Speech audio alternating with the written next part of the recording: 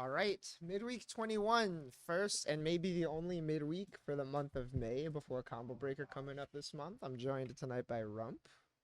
What's up? Hello, hello. And we got a Yeah. pretty suddenly stacked bracket, like out of nowhere. Lots of really strong players just registered last second. Yeah, we were talking about it just before where like in the last 30 minutes we got like winner of TNS Riot and then we got Aces and Skeleton all just like crazy joins Swamp 2 like lit like in the last 30 minutes when what was looking like a pretty low key bracket otherwise. Right? And we are going to actually, too, from top to bottom, pretty much everyone in this bracket for the most part is someone who has played the game on Netplay recently. Either has like recent bracket results, just has actively been playing. So it's again another pretty stacked bracket. A lot of people, a lot of tough competition today, and we are starting off with Papatar and Yuri, formerly known as Hina. Two Yeah, people that I know were playing a long time ago.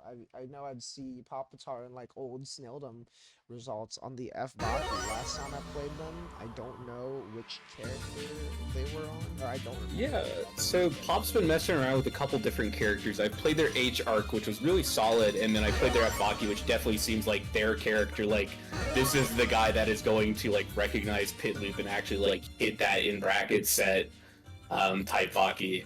And they've been doing pretty good. They've been turning up to a lot of Snaildoms lately and getting like pretty consistent top fives in like the NA only brackets. It's really cool to see. And then Hina's been messing around on a couple different Ryogis I know for a bit. She's been a bit on and off, but cool to see. Yeah, so like historically has been an HBO game enjoyer. We were playing at locals when I drove him once and was like, you gotta just pick F.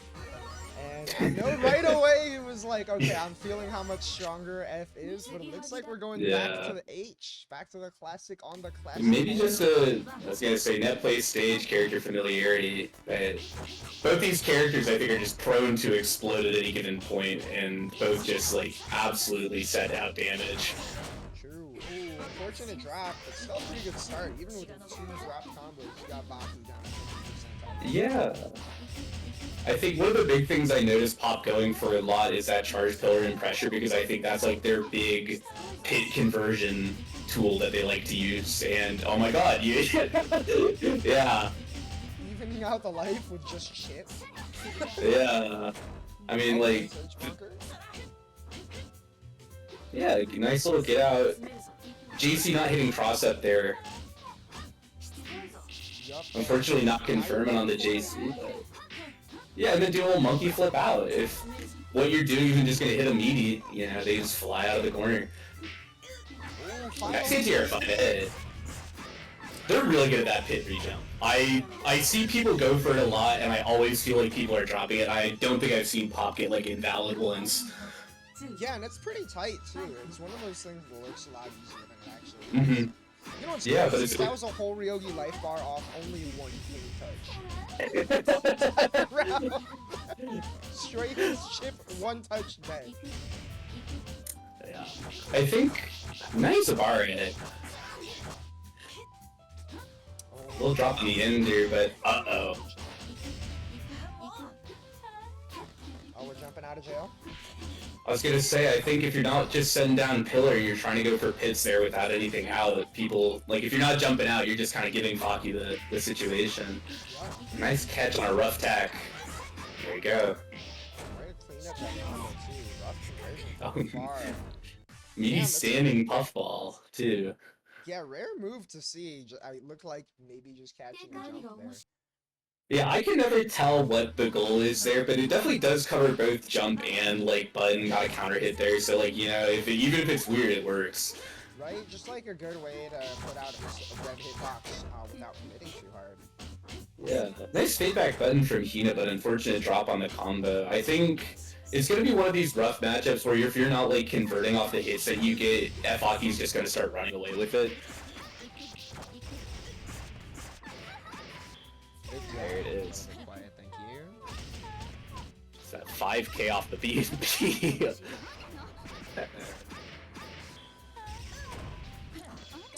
Yeah, Ryogi, I mean, people will always talk about how squishy Vaki is, but Ryogi is not exactly the highest health character either. Yeah, I think bottom 5 health values in the game, which on certain starters like that, JC is just gonna be like a huge difference maker because now she's like one any straight hit away, not even a good hit, and yeah, when you're yeah. holding this chip too, you get down to a pixel so fast. Yeah, it's like you can't even trade now. You have to really pick your battles because Yep. And yeah, just one little touch. Who knows if that was going to be a conversion? Doesn't matter. I think Pop having the great equalizer here, where it's like, well, yeah, I can't. These techs are looking pretty rough. I think either holding a direction into not knowing the situation, but it's just making it a lot harder because Pop is not tweaking out. He's actually just waiting to catch every time. Just playing like a real solid game, and you know, right before this situation, saw a little bit of Ryogi Perry sneak out there for a second. It can happen to you. It can happen to you. It sure can. 2-2-C. It could happen to Popstar. It is Vaki Health. I'm not sure what these parries are here. Yeah, I watched Pop play against Phi F Ryogi in a snail a couple weeks back, and they were some insanely fast games when Faki just gets hit, but not looking like it's going to be the case here, cinching it, just looking really solid and not giving away too many opportunities at all. Yeah, really just holding it down and closed out pretty strong against Tina to start here. 2-0 Pop. Now moving on to the upper side of bracket, we got a West Coast matchup. Orochi Boy and Dutch Duck. These are the forbidden internet provider connections right here. It's true, yeah. Both these people are just like cool players, and they both interestingly have or do play FCL.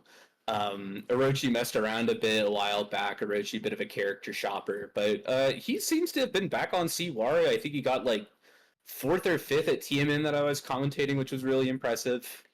Really just like sticking it through, which I'm excited to see what he does, because he started to like really iron out his kit with like more of the advanced B&Bs on Wara. Yeah, and I know like also one of the things for shopping around, you might like limit yourself a little bit as a player to some extent, but at least you'll get somewhat of a sense of what you're fighting more when you go up against certain characters. And Dutch Duck was playing a lot more around when I was newer, but hasn't been entering as many brackets lately. Orochi Boy has not stopped entering, so definitely going to be interesting to see what the difference is between these two players. Yeah, Orochi is definitely a bracket grinder. He's someone that I see playing almost every day, and started asking questions about like, well, what can I do here, and like what's going wrong. So like I'm excited, and you definitely start to see the correlation with like the upward trend where he's starting to do better in bracket and like having more competitive sets, and it's like awesome to see. Sure, yeah. Also, Roshi's had a couple top 8s in Snail Mode. Yeah, he has. Yeah, he's had some pretty good performances. He had an I believe last Snail he even had an upset over Funny, who like I was losing my mind watching Funny win TMN, so that was a pretty big win. Yeah, Fahani, another one of those players who's really been on the come up. Yeah, I'm a Funny stan. I think that dude's crazy good at the game. Yeah, definitely really been on to this see. stream a good amount, like just putting together a lot of really good round 1 sets early on in bracket, has consistently been improving, really seeing that grind pay off. We're still going to see other matches later in this bracket. Be very exciting to see. But yeah, back on here, I'm on the auditory attack stage, Neko Burst Camp. And with the color theft here, we got Iwashi color versus Gaku CL color. No free thinkers in this world anymore, sadly.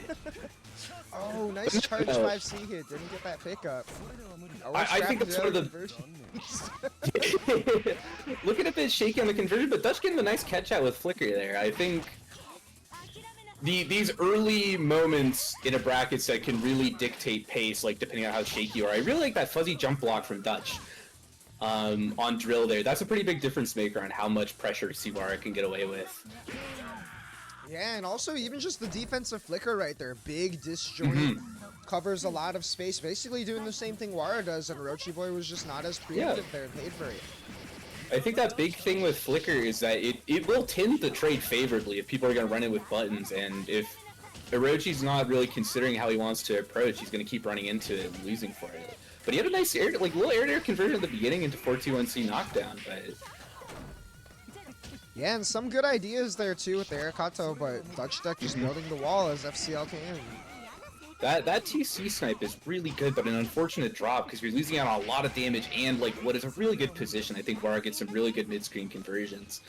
Right, and about in position to get a safe heat as well, but not gonna have the life to do it. Dutch Duck game 1. Unfortunate, yeah, really just a matter of being able to like find your hits and convert off of them and get them into damage, especially with Vara defense values. Like. And this is a matchup that can really swing the wrong way for Wara pretty quickly too, with how CL Dash just low profiles a lot of his ground pokes too. Seeing the low EX key there for set play, I think I was curious because I was seeing Dutch use it a couple times in neutral that were looking a bit questionable, but we're starting to like turn into like really solid play, and Orochi with a conversion of his own. Yep. Nice, keeping up that pressure towards the corner. Again, missing the I think definitely missing the drill there. Yeah. That like on how you want to get that charge 5C conversion, because I think that might be one of his, if not his best moves, is that charge 5C for locking down the corner. Yeah, it's plus. Really disjoint. Great at throwing off timing. But Orochi's still finding a way to close it out. Just enough stray hits to tie that one up. Yeah, definitely. Using that meaty drill. I'm curious to see how Orochi builds on his Oki here, because we've seen meaty drill a couple times, and I'm curious to see how Dutch responds to it and whether or not Orochi's going to start trying to go for stuff like Nania set into the reduced throw tech window. Right. But Speaking of... oh, nice block, but nice EX cancel awareness on the 2TA. Yeah, it's a great habit to build when you've got a character who can make yourself safe on a reversal like that. Yeah, like you don't have to set yourself out there. You can cover it. It's pretty nice. Dutch really trying to go for these up keys. Crazy cross-up interaction there for a second. If you were looking close, you saw Wara turned right for just one frame there. CL, I think, is a demonic character. Some of the things she does, I played Monte earlier. I just don't know how. Right. Oh, like that early on the 2B. I like the run under though. Are we gonna convert? No. Oh, unfortunately, feedback button. Now this is looking reasonably winnable for Dutch. It is, especially with F-Moon about to get your life back. Oh, with the punish, the whole disjoint there. Oh, nice pickup in there, Kato. And now just like sharking underneath, and yeah. Yeah, and that's one of those things that you've really got to learn in this game. It shows that someone hasn't been playing as much when you have that habit of just falling into buttons. Orochi boy, you know, may not have the conversions as clean, but does have the awareness to just trap you on that situation. I think that's one of those things that's a big liability and gets talked about a lot because it's really easy, and I do it too because I'm also like I play a character with a giant air button, so I'll try and like fall and get like a snipe on people's heads. But it like when people are sitting there sharking underneath, it could be a huge liability to do those high air attacks. Nice 2B. EX Air Kato into heat. I like that choice, but oh, nice snipe with the EX key into.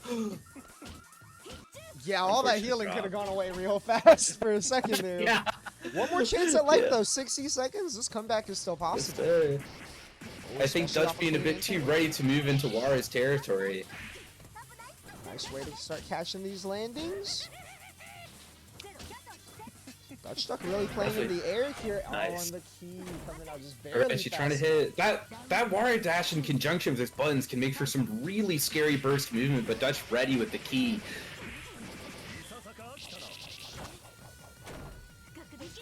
Oh, didn't quite get enough hits for the safe jump there. 2 frames, pretty hard to safe jump too.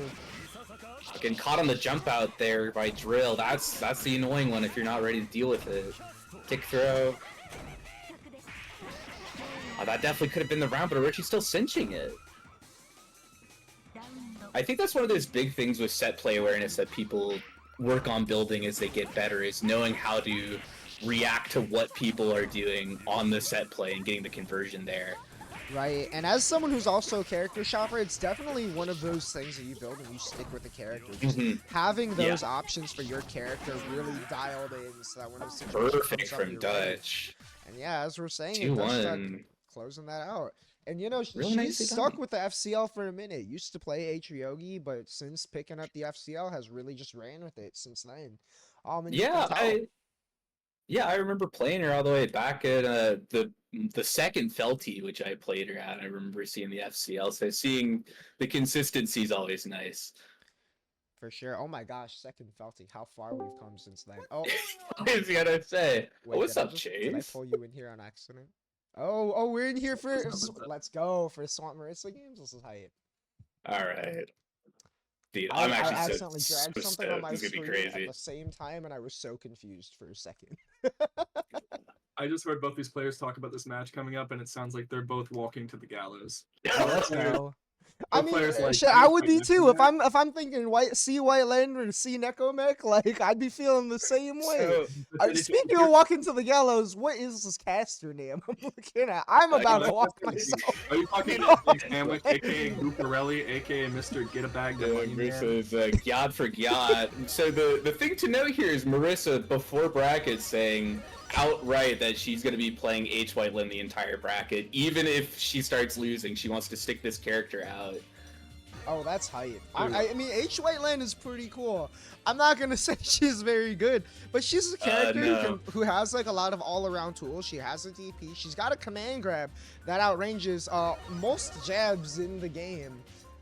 Doesn't really do a lot of damage, but it's there. And, you know, just a general pretty all-around character. I've got a couple hundred games on this character myself. It's definitely I'm just worried that someone as consistent that sticks out, like a character master like Swamp, is just gonna be able to, like, out-consistency even if Marissa's a really strong fundamental player. I mean, that's true. There's always the potential for that kind of thing, but a double overhead into like, defense with like a solid DP, command grab pressure doesn't really care. Yeah, and that icicle setup is quite potent. See, but then there's that Swamp. Swamp expertly laying down Neko's life. On Neko, you're not gonna do that shit here. Yep, get thrown. And now you're in the suffocating swamp pressure. Now you're in the device. The Marissa device won't is be too. contained. I know she will insist on that 2-on-4 DP. The ever lauded. You know, I'm glad that you told me the input for that because I feel like we're gonna be same. I think it's 2-on-4. Because the annoying thing is she can like do it out of like low block and just go down to 2-on-4.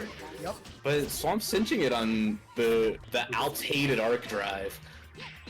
Nice little air shield situation. Both these players not afraid to use their defensive options as far as like air shields, bunker, another bunker coming out from the Air DP. I think the low damage from H. White Lin into not fantastic conversions is definitely looking like it might be a liability here. Yeah, but H. Whiteland's like a super tank though, so like she doesn't really get much for her advantage state, but she gets crap. Yeah, I fought Marissa's H. White Lin on Nero, and it's like I have to hit her a good 6 times to kill her, and she's just gonna like run away and then do like run shield command grab. It's a really strong boon for this matchup because, Necomech, she wants to do this shit right here. She wants to put you in the device, she wants to put you in the machine. So every chance you get to weasel out of that, like, they have to claw back that advantage. Yeah, it's not really good at aggressive. Yeah, and it's not like H. White Lin's going to be losing too much on so many of these hits because the damage isn't going to be fantastic on like a lot of stray hits, and then you add that, and like how do you cover a life lead against a White Lin holding down back in the corner? You know. Well, you're gonna press one of those big stretchy Dulcim normals. Yeah, that's Command grab. If Marissa didn't have her own signature flavor when it comes to playing this multi-blood game we all love, we would be seeing some command grabs on some wins. Oh yeah. I can only imagine that's a liability in this matchup. Drop on the counter hit, but nice pickup on the icicle. That was nice. Yeah. So I'm not familiar with the Ice Oki's MA. There's that command grab coming out. Father stretch my hands, part 2. There it is again. It's definitely weird because it's almost the opposite of how C. White Lin Icicle Oki works. It's your response to it is going to look a bit different. Marissa taken in game 1. I would be real. I don't even know how to commentate that situation because I don't know it either. This is a made-up matchup. These characters aren't real. Like, I think 2 people that are probably the only players of both characters in the region right now. True, unless Art comes out of hiding. I was gonna say stop ducking red. That's true. Marissa is... Dude, she can't put down the shield. We got Dave Blunt's defense going on. I'm losing my mind with these shields. Oh, we got into the OTG. Oh. Oh my god. That's a good bunker from Swamp. Feeling inspired. That was so point, dude. I actually hate that move. It's unblockable. It's unblockable. It's a high. It's unblockable. There's a move coming out where she ain't. Yeah, it's how are you supposed to keep track of the screen? On block on air barrier, but oh, no punish. Ooh, good spot. That button seems really great for guard breaks. I think that's your 5C. It's kind of just like the Len Classic, right? Like, yeah. All moves, all variants. You just get under them and you press the thing that hits above. Yeah. Both really good to help drag characters down to spots where they can force those guard breaks. Ooh, big block. Really nice block from Swamp. Didn't get like the full juicy like crash out conversion, but look at that double DP looking like Nania. I was gonna say the faint DP, real DP is the mind breaker. Oh yeah, that's the reality more. Yeah. Swamp respecting these double overheads and just they get caught by the low anyways. Yeah, but that Lin Pounce, I don't think it's quite as potent as H-Lin's 3C, but still the forward movement. Yeah, keeps her in. Ooh, it lands right on top of the goons. Oh, unfortunately getting hit by the air burst. This is looking like a tough spot for Swamp. I can barely get the heroes.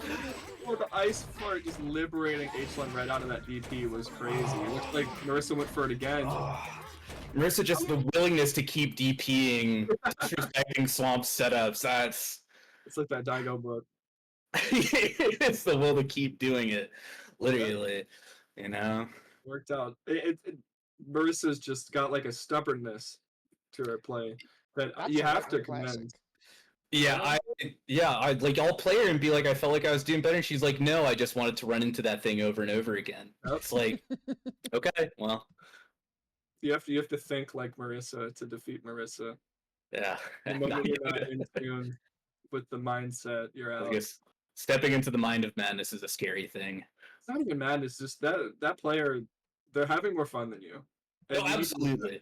You need to think about what would be the most fun thing to do right now with White Len tools, with Miyako tools, with mech tools. What would be the funniest thing to do, and how do I stop them from doing that? And sometimes trying to reach that conclusion on the fly, it's just you get overwhelmed. Oh yeah.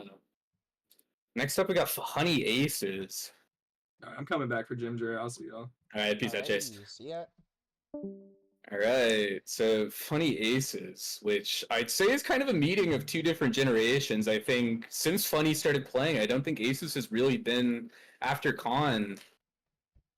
Yeah, Aces kind of took a break. Yeah, it took a break after then. I think I've seen an IP post every now and then since then, but you know, as of late, it looks like he's coming back into things here. Well, Honey, on the other hand, pretty new around that time and has been grinding a lot. Been in most of midweeks since then, if not every single one. Snaildom's, the what's it called? The TMN brackets just won one of those. Yeah, they had I was saying emphatic win at TMN. I was losing my mind with Zappoke on mic when Funny reset the bracket against on Origin. I think definitely someone that can have ups and downs when it comes to bracket performances, and I think Nani is definitely a character that facilitates that. But when Funny's on, they look mad good. They really do. For sure. I mean, I think Nani is also just one of those characters that, you know, he's got all the tools, pretty well-rounded character, right? Good defensive tools and a DP, tricky ways to run offense, ways to just play solid, but also not very high health. And it's funny because, you know, we're so used to thinking Coma does high damage. H Coma definitely has the hardest time of that. Ace is high. Also, if you're not ready for this H Coma, you're gonna learn. Yeah, this is it's kind of a no-nonsense character, but Ace is just kind of super solid, and Nadia kind of an all-nonsense character, and I'm curious to see how this intersects.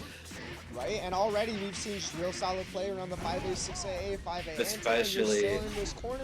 Look at that whole combo meter spend, and we don't even break 2K. This is not the Coma you're used to. Hello?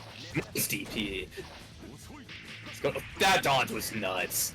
Yeah, I think the thing that you're gonna see when looking at Ace's play is just like, there's no dropped conversions, there's no dead points. This is someone that has like mastery of their character that's gonna be like, okay, I get 5A, 6A, how do I convert? I get OTG, how do I convert? And just like constantly cycling options before people like make the right call back. And it's a crazy pace to have to deal with, and I want to see if Funny can come back from it. Yeah, and speaking of crazy things to deal with, that 5A, 6A is not something that really any player nor character is doing out here. The way Aces moves across the screen with that hitbox is going to be able to adjust to a neutral. As we're already sliding out that Rekka documentary is terrifying. Just the amount of forward movement combined Rekka 5A, 6A, and... Right? No, literally nobody is moving the way Aces is moving. No, in not the at corner, all. we know the situation. Nice way out. A nice block, but yeah, that's only -3, -5 on the EX card, but Ace is just cinching it out, not shaken. Not shaken at all. Coma Gamer is back. The one. the Age Coma game, too. yeah. I love that Aces always picks a different color too. Dude, Using their turn on a classic color one. I love it. Yeah, color one is like a baller call out to be like, no, I'm the one that plays this character. This is my character. And, you know, like, what can you do? Fight them? You're gonna fight Aces for the color? Oh my gosh, and the other dodge! Even on the 2A whiff cancel 2 A lesser gamer would have blown up for that dodge, but Aces got the Conqueror's hockey. And got the corner again. Ace is not shaken at all by what Nania can do on his own wake up. Just willing to do meaties, and funny looking kind of shook. Yeah, that's one of those things I feel like you see sometimes when you watch someone who's really experienced, is they'll get hit or something, and it's just like, yeah, no, whatever. Yeah, but nice landing JC, and I want to see if they can turn this into a round win, because you're one good hit away. Yeah, it's getting real close. Oh! Dodge! Oh, just the patient play, and Ace is immediately recognizing with the dash throw them out the other side of the screen just for the hell of it. Yeah, just smell the fear. Yeah. I think this space that Funny's gonna try and control with JC might be where the difference maker is, but Ace's movement is just so pinpoint. Oh shit. Is that supposed to be meaty 214B? That's crazy. Oh my god. Running that one all the way home. Yeah, that was a mauling. That was terrifying. That's like if you didn't know who Aces High was before, you know now. Yeah, now you do. And that's not Funny is a good player. I think Aces just has no fear and the ability to stay calm even when Funny was getting openings, even when they're both at no health. Yeah, definitely. Like literally that throw right at the end there, the second to last round, is one of those instances where like that experience comes in. You're saying, all right, tight situation. Funny's looking like maybe can get a round off the seasoned player, and you know, like they're afraid. They don't want to get caught mashing right now. Oh yeah. Run up throw. That's all it takes. Yeah, I think that's one of the things that's interesting about like how the meta of an individual match starts to develop, where like this person's trying to respect and play like, okay, well I gotta sit here and not just match and blow up to what they're gonna do, but like players that are even better than that are gonna smell blood in the water and start to run up and just abuse that, which is why you see Aces getting away with so many just run up command grabs on resets, because Funny's like, well, I'm not gonna DP here. Mm-hmm. You know? I mean, up next we got a kind of crazy by match, the too. way. We're about to have Ryder and Aya up here. Yeah, Aya and Oomph, Ryder, TNS winner, Alp Slayer, just definitely a contender for one of the best in NA right now. Yeah, absolutely. I mean, took that TNS win in a crazy stacked bracket, swapping to see Aoko in that grand finals, and also 2-0ing Skeleton and versatility before that too. Yeah, I was gonna say wins over Skeleton and Council, I know for sure. Which getting to that through that TNS bracket, almost 200 players, that top 32 is a killer's row. You know, being the one to take it all shows like a level of consistency that just like scary. And walking in the Coma here, which I'm interested by, because I was wondering if they're going to go Nana or Coma here. Known for their F Nania, really been trying to stick it out on both C and F Coma with the zombie color. Yeah, the Jin color. I played the F Coma just yesterday, but the C is definitely the one they've been playing for a little longer. But again, we saw Ryder beat the best of the best on this character before. Yeah. Gotta see what A's got to show, and that bunker is A's got strong fundies, but yeah. Unfortunate drop it. Oh, no falling button to punish. Ryder's locked in on these loops. Oh, swag route. Oh, that's sick. A little bit of meter dump there with the EX rain. Just respecting the wake up 2-2C orb debt fade back. Like, you have a crazy life lead here. Just hold down the screen and see how he converts. Oh, unfortunate drop. I really like how Ryder's using this 236A to try and wall off the spots that are a bit harder to cover with buttons. Right. And also, even just the fearless mash on defense, really trying to not let A get started. But that 5A is one way to get things going. One of the air throw Ender, just holding down this corner. One good hit away. Wake up bunker. Dunking under the 236A with that dash. But Ryder's cinching. Coma walk is horrifying. Oh, that's the classic. Is the biggest, meatiest counter hit button into actually I'm landing on an Alco Orb, the fuzzy. Yeah, that's the Alco classic right there, and to do it again? Ooh! Nice call out. Nothing to say about it, okay. Charge 5 BB. Lane nothing. Ryder looking pretty respectful here. Not trying to do too much, but a bit late on the 236A, and Aya closing in. Yeah, pounding on the door. This pressure's looking really solid and a bit away from closing out. I really like the 2-2C. Oh, that throw is smart. 2-2C did not get mashed on. Oh, and the rare 6-2-3C in the Coleman reversal that you never see. Just a normal DP. That's a forbidden Foopy 64 scroll right there. Oh, clearing the orb and getting the counter hit all in one.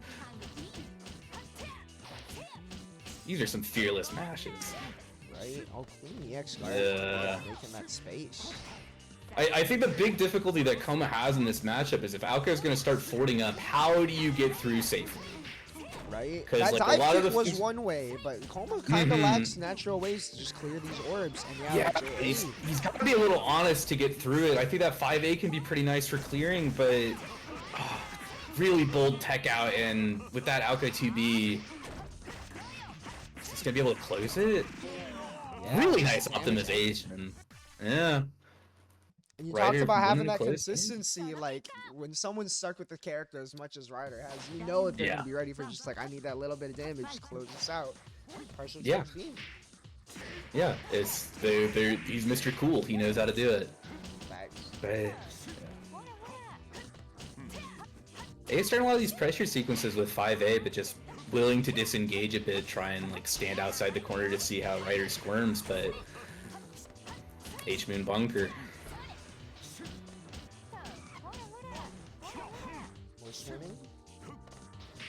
We're swimming. Nice JA counter hit. That Alco JA is a moneymaker. Really is. We say as he gets hit by that dive kick. Well, oops. Coma dive kick's weird. It definitely feels a bit telegraphed, but it really can fit in some neat spots. Nice 2-1-4C. I think it can be telegraphed if the Coma player's just doing it, but especially with Coma JC, you're getting pretty good, well in front of him. Yeah. Coma players are good at mixing up their movement. Gotta give them that credit. I think that's a pretty dire drop from Aya, because that means Ryder gets heat and opening, and now that's Alco the corner spot. That's... Oh, but doesn't matter. This could kill. I was gonna say, just falling button, you know, sometimes the bravery to do it. You know, Aya's got the stones. Round up on Ryder. That's like one of those things. It's such like a common thing at a low level. It's like, oh, never do falling button. It's like, there's no way they're gonna do falling button. Here comes Simon Genius. Oh no! Yeah. That. See, you think that dive could be so good, but it's a bit different with the held orbs than it would be with passive mines, and that's why you got to keep track of when Alco's throwing out there. You're not recognizing the heat there, bunker out, but this is looking like a rough spot for Aya. Wheel kick reset mash! Yeah. The NA special. Really good redash. I love the little delay to fake out a throw there. Oh, yeah. Now we're going for the throw. One more touch. I really like that 2-1-4 into 2-2C, and Aya going up a game, taking a 1-1 with the TNS winner on his secondary.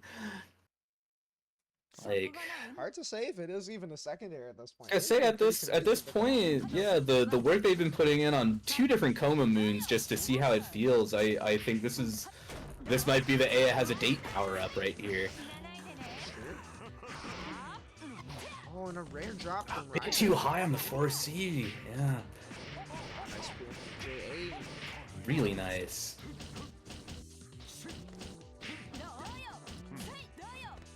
Ryder reclaiming his turn, just setting up part of the screen. Yup, he makes the sword. Oh, way to Really good clear recognition, props. but Aya cleaning in. There it is, that He's- strike their pressure.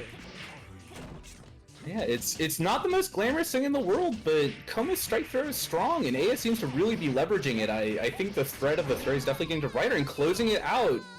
Set point for Aya. Yeah, Aya just leaving just enough of a delay between these two A's that it's hard to tell when it's going to be the classic Coma's leaving enough space to get to command failure. Yeah. But that lingering rain, one of Alco's most beloved moves. I think if you talk to anyone in NA about what they dislike about CNH Alco, blocking the fuzzy, nice. It's gotta be rain.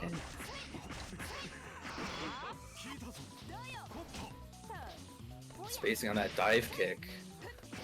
Oh, nice 5C, rare anti-air, and yup, Alco Classic!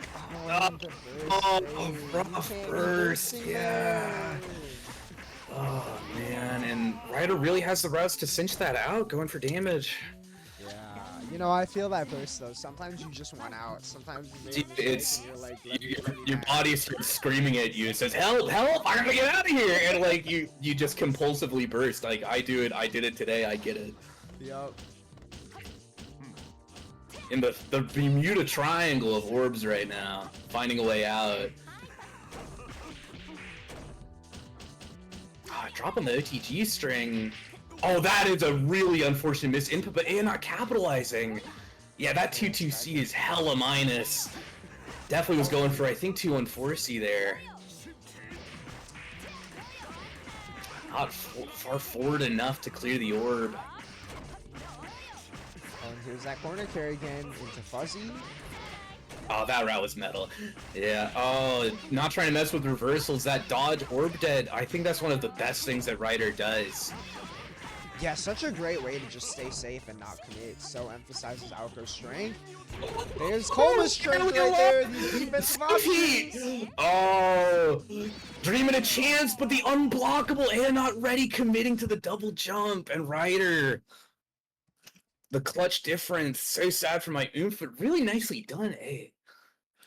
Yeah, for real. Made that one really close, but Ryder just like with the real heads up play there. I love that idea of big ball into the unblockable beam. Just like the ball that forces you, if you're a character that can't just clear orbs or doesn't have a good way to control space, you like have to take a second to just respect the orb, and while you're taking that moment, get unblockable, unfortunately. Yeah. Yeah. I really intelligently done from Ryder there. It was looking a bit scary for a second. I thought we were going to see a pretty big upset, but still crazy close set from real two cool players. And now we got Skeleton Wiseblood, which is interesting. This is quarters, right? Yeah, this is still winners quarters, and you know we're going from number 2 seed of the bracket to the number 1 seed of the bracket. See Coma legend herself here, although I'm not sure if that's the character we're going to be seeing today. I've heard a lot of not good things directed at Crescent Coma from Skeleton in recent history, so I'm wondering if we're going to see the Nania. I was going to see the Laura. The Nania is definitely up there. I think I remember her saying that she's the best Nania ever to do it the other week, so... Okay, I mean, we did see the Nania come out in a midweek before Frosty as well. I would not be surprised. She was showing me some stuff about this character just last month as well. Definitely still a fairly practiced character. And was the original Skeleton character, apparently. Yeah, I believe so. And then Wiseblood, a bit of a character specialist. One of the big C-Co-op players nowadays, and definitely on the up and up when it comes to results. But again, this is probably the best player in NA, so like you're gonna have to be really solid to be able to just push through. Yep. And there's Street Fighter withdrawn. Oh yeah. Oh, We're staying Ah, safe here. Damn, Wise Blood knows. really smart. Not messing with nice match, and this is gonna be a real difference maker here. Is just how much damage Koha does on Oki. Like, I mean, where's this damage coming from now? Just oh, styling like crazy. Multi-shielding the plant. That's I don't even know what to say. she's having a good time. You know, because Yeah. Skeleton also has a lot of experience against this character. One of the best It's Sukohas Luther in and NA to LP. ever do it. Luther from the same locals. Yeah, I was gonna say the matchup familiarity here is gonna be a big thing. So knowing how Kohas will want to approach and run their Oki is you're gonna have to get pretty crafty to break through it. Oh, yep. Speaking of crafty, minus phase. PX cancel layers for a perfect. For real. Like, we say layers, but I mean, that was just done on block like 5 times. Yeah, what I meant to say is if it ain't broke, don't fix it. Right? That, I mean, that's the layered mind game at the same time. Like, just keep running that, and you know, if they're respecting it, why not keep... Surely they will try it again. Surely they won't do it again. Yeah, it's crazy potent because there's a bit of a bell curve when it comes to like making your decisions where it's like, well, this asshole's not gonna do it again, and then they just do it again and they do it again. And it just keeps working, and then you're just like, well, they're gonna go somewhere else, and that's how you spiral into a loss because of that. Yep. Skeleton just Holding her space. absolute terror field controlling that corner. The Wise Blood fighting his way out. Oh, teleport JC. For a second, and then Skeleton teleporting right back in. Yeah. Yo, I like the DP anti-air, okay. Nania special. Oh, Wise Blood beat Gimger to get here. Shoutouts to Wise Blood, but my Nero brother. Yeah, on the winner's side right before these. Yeah, this is Wise Blood's just not even really getting a chance because Skeleton's just so ready on like every call. Well, with DP is gonna really be an opportunity, but I want to see the adjustments for Oki here after what happened last time. Oh no! Just really chasing down the Koha movements in the air. You can tell how familiar she is. Yeah, I think Koha's movement's definitely not one of her stronger suits, and I think Wise Blood's opting to go to the air is definitely narrowing down how Skeleton has to respond, especially with someone that's as solid at sniping movement as she is. Clean 2-0. Yeah. Wow, that I blinked and missed that game. I totally forgot to count the first one because I was like, we're still in game 1, right?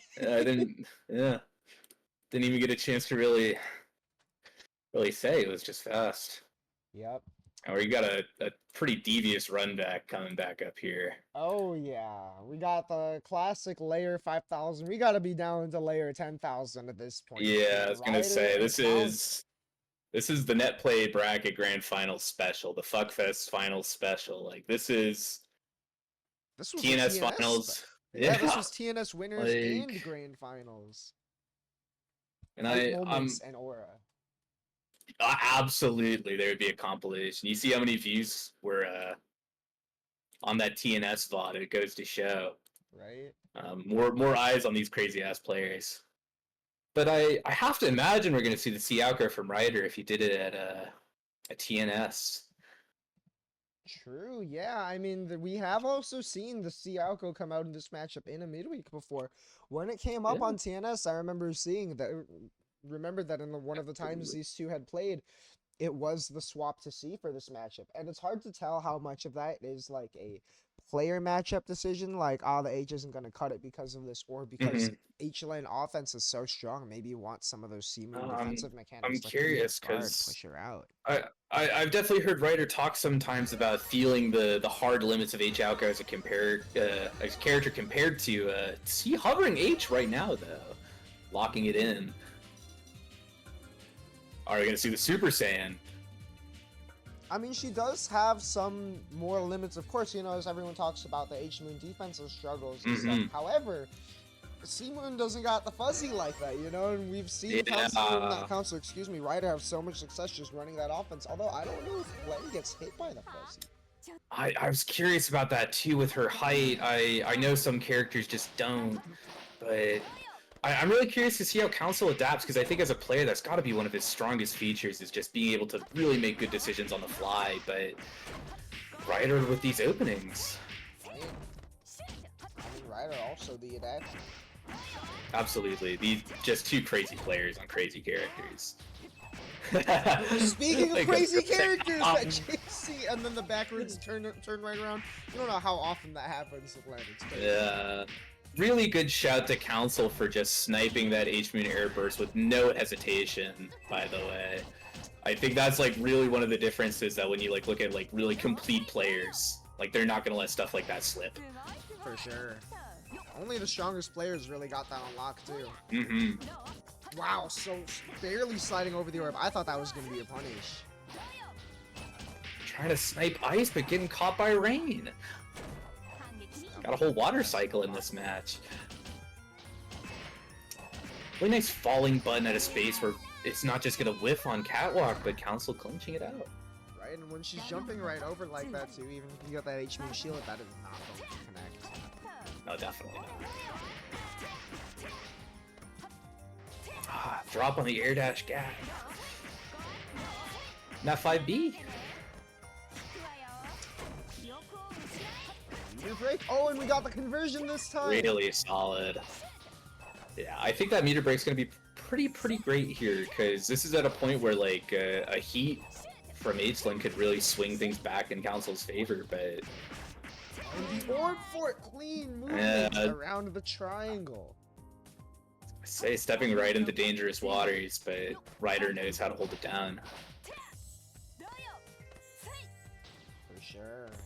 Ooh, the ice not clearing the held orb. Really nice conversion in the contraption. Fuzzy low, but not rare drop. Yeah, the 5B low is a little tougher to convert from. Mm-hmm. But we got these. Yeah, these Alco specific throw loops are I did not enjoy them when I played this character. It feels like it's like a Mugen combo, it just keeps going.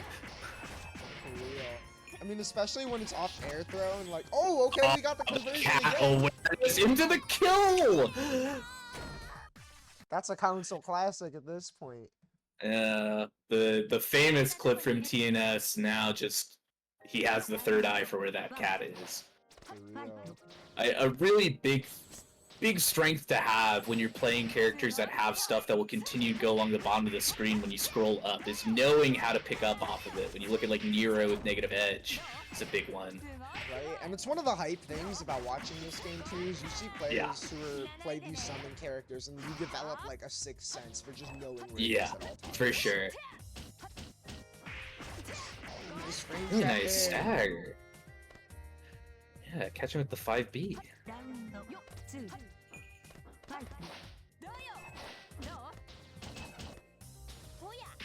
Oh, nice catch on that. Yeah, Going for a little boost orb. Oh, expecting the jump, but land tech getting away with it. Oh, crazy pick up off the straight hit. Yeah, I think one of those weird things is that slow Alco wake up timing into ice there, where it's not going to quite hit meaty, especially if there's no attack. You know, I mean, speaking of weird things, that charge 5C late hit here. Oh, the lens specifics. Let's go. Oh, I think that's the second time I've seen Ryder drop that charge 5C 4C, but just ready to catch the landing. Yeah, it's dropped that a couple times today, unfortunately. But you know what? All you need is that situation after, and that was a great way to tie up this save. Yeah, really swung in Ryder's favor there. But oh, nice late rain. Council really wanting to just press forward up Infinity Ward.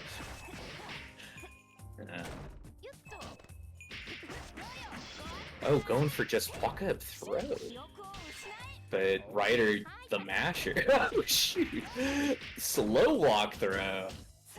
The aura behind just walk up throw. Yeah, I think that's one of the big things with Ryder, is just the confidence to just do some of these things. And talk about confidence, Council with the tech out, and Ryder just not letting him get away with it. And now put him on set point. Right? It didn't even look like he was going for the combo there. That looked like an intentional wait for, nah, I know you're gonna tech out. Yeah. Council's so Yeah. unfazed. Starting off strong here, conversion off the Neko rocket. Yeah. Yeah. I think recognizing these no techs, trying to get away with these Necro Rockets, but confirming that fuzzy first hit, and this is just not a pretty spot. Yep. As you say it, there's a perfect The, back from the Council. 15-second perfect, outcut health values, H-Lin advantage. Did you and see for a Council's- moment there too when that JC hit cross up? And Alco was face left. Dude, Just I, one hit there. if I said what I thought about this champion. Oh, Really classic nice blocker guard roll. break. I think we were just talking about it with Marissa Mage with that drag down guard break. Yep. Council was so good about that. Oh, way to evade the ice there. H-Moon bunker, but Lynn's already out of there. Oh, throwing forward. I definitely was expecting to throw behind the orb. It's gonna be a punish. Way to clear the orb safely. Using the cat to get a knockdown instead of the combo. Yeah, Almost an absolutely. HMV And it's for looking both players, though. dangerously close, yeah. Almost a perfect mirror situation, but Ryder just completely walling off with these JAs and looking like he might be able to just stop it out. Oh, barely not catching the tech, both in heat, and Council running away to get a little healing. Yeah, it's looking like a tight game already, just seconds later. Ryder being able to run away, but oh, Council just sneaking by the dead zone right in front of Rain. Nice block on the high-low. Oh my gosh, and the air tick throw, that should do it! Oh, it looks like it just might. This OTG, yeah. Council There it gets his is. get back. I think this is the first Damn. one Council's taken over Ryder in a minute, too. Good stuff. Yeah, it's definitely looked Ryder favored in most of the recent brackets they've played. So, Council been grinding. I think every day I see AP a couple times. Definitely just like putting in the work, and like even now you see that mid-set adaptation. Just making smart calls into a lot of the further layered movements. For Like, sure. Yeah. And on the other side of winners now, we are gonna have Skeleton and Alk. Yeah, this is Alk on probably the most unusual character to see regularly at this far in a bracket. Skeleton also having played FSA as a pocket character. But who she'll actually pick in this matchup, whether she'll stick it out on the Nania or bring out one of her others. Bit of a Right. toss-up, but It's really a mystery at this point, honestly. Alk just recently getting second in a last week's Snailedom, going down to Riv C Ryogi. But That's a LAN classic, though. Riv. oh yeah, Two of the players who are always up there. for sure. Those top placements for the LAN brackets, and there they are at character select. Skella and Alk. These are two people who have been battling out in these Netplay brackets for years and years. Say far longer before than my I've time. known about the game. Right? Same. And it does look like we're gonna get the Nani at FSA. Okay, yeah, Skeleton sticking with this character. I like this as a pick for Skeleton, though, especially yeah. someone who's got so much experience in the game. Wow, Alk even in the Tourney chat saying, bringing back the character I met you first with. That's crazy. Crazy player lore there. Alk being like, That this is a real is. throwback. Okay. Yeah. Really dates how long these players have been going at it. I think Alk, God knows. And Skeleton, definitely a good few years. But I'm interested in how this matchup's going to look, because FSA definitely weird character. She holds down screen space, but takes a while for that ring to come out, and really has to make a choice between damage and Oki, and Alk is an Oki guy. But I mean, Nania just one of those characters that has so many movement options. Every player can just play. Oh yeah, for sure. Just a nice landing, JP. And here we go, the blender. but Skelly defense. Oh my god, the multi-shield on 214C. Literally, as you mentioned, defense too. If there's one person who's got the multi-shields in this game, you know it's gotta be Skeleton. Yeah. Yeah, such a meticulous attention to detail on like every bit of this game. But there's been times I've played with Skeleton and she's failed a multi-shield and been like, oh, so it's this many hits, and just hits it next time. yeah, but Alk really, I really like that high JB from Alk on the mix there, really making it quite ambiguous and taking the first round. Oh yeah, nice spacing there. For sure. That's that experience too, someone who's just played their character for so long, they know like the pixel. You walk back this far, I can be able to poke you. Yeah. Nice blocking the overhead throw punish. That is the way to beat them. Oh, that is tricky, landing in the front, but Skeleton not phased. A nice counter hit. Oh, unfortunate drop. Yeah, seeing a couple unfortunate drops from Skelly. And now you're in Nania mode. DP ender. I don't think I've ever seen another Nania do that mix before. I think left, right on the ground. I think I've seen Funny do that. Oh, immediate round start got the just a hard read on movement. Really good punish again from Alk. Nice preemptive JC. That button just hit so deep. Oh yeah. Looking like a rough spot for Alk. I wonder if we're gonna see something like a shield IH or maybe a wake up heat, but burst. Double crossover dash, unique to F-save, all of them. I think the big thing that Alk's gonna want, nice snipe with the jump out, 623 CEX cancel on the ring. Oh, it just might. Yeah. Oh, just barely will it kill.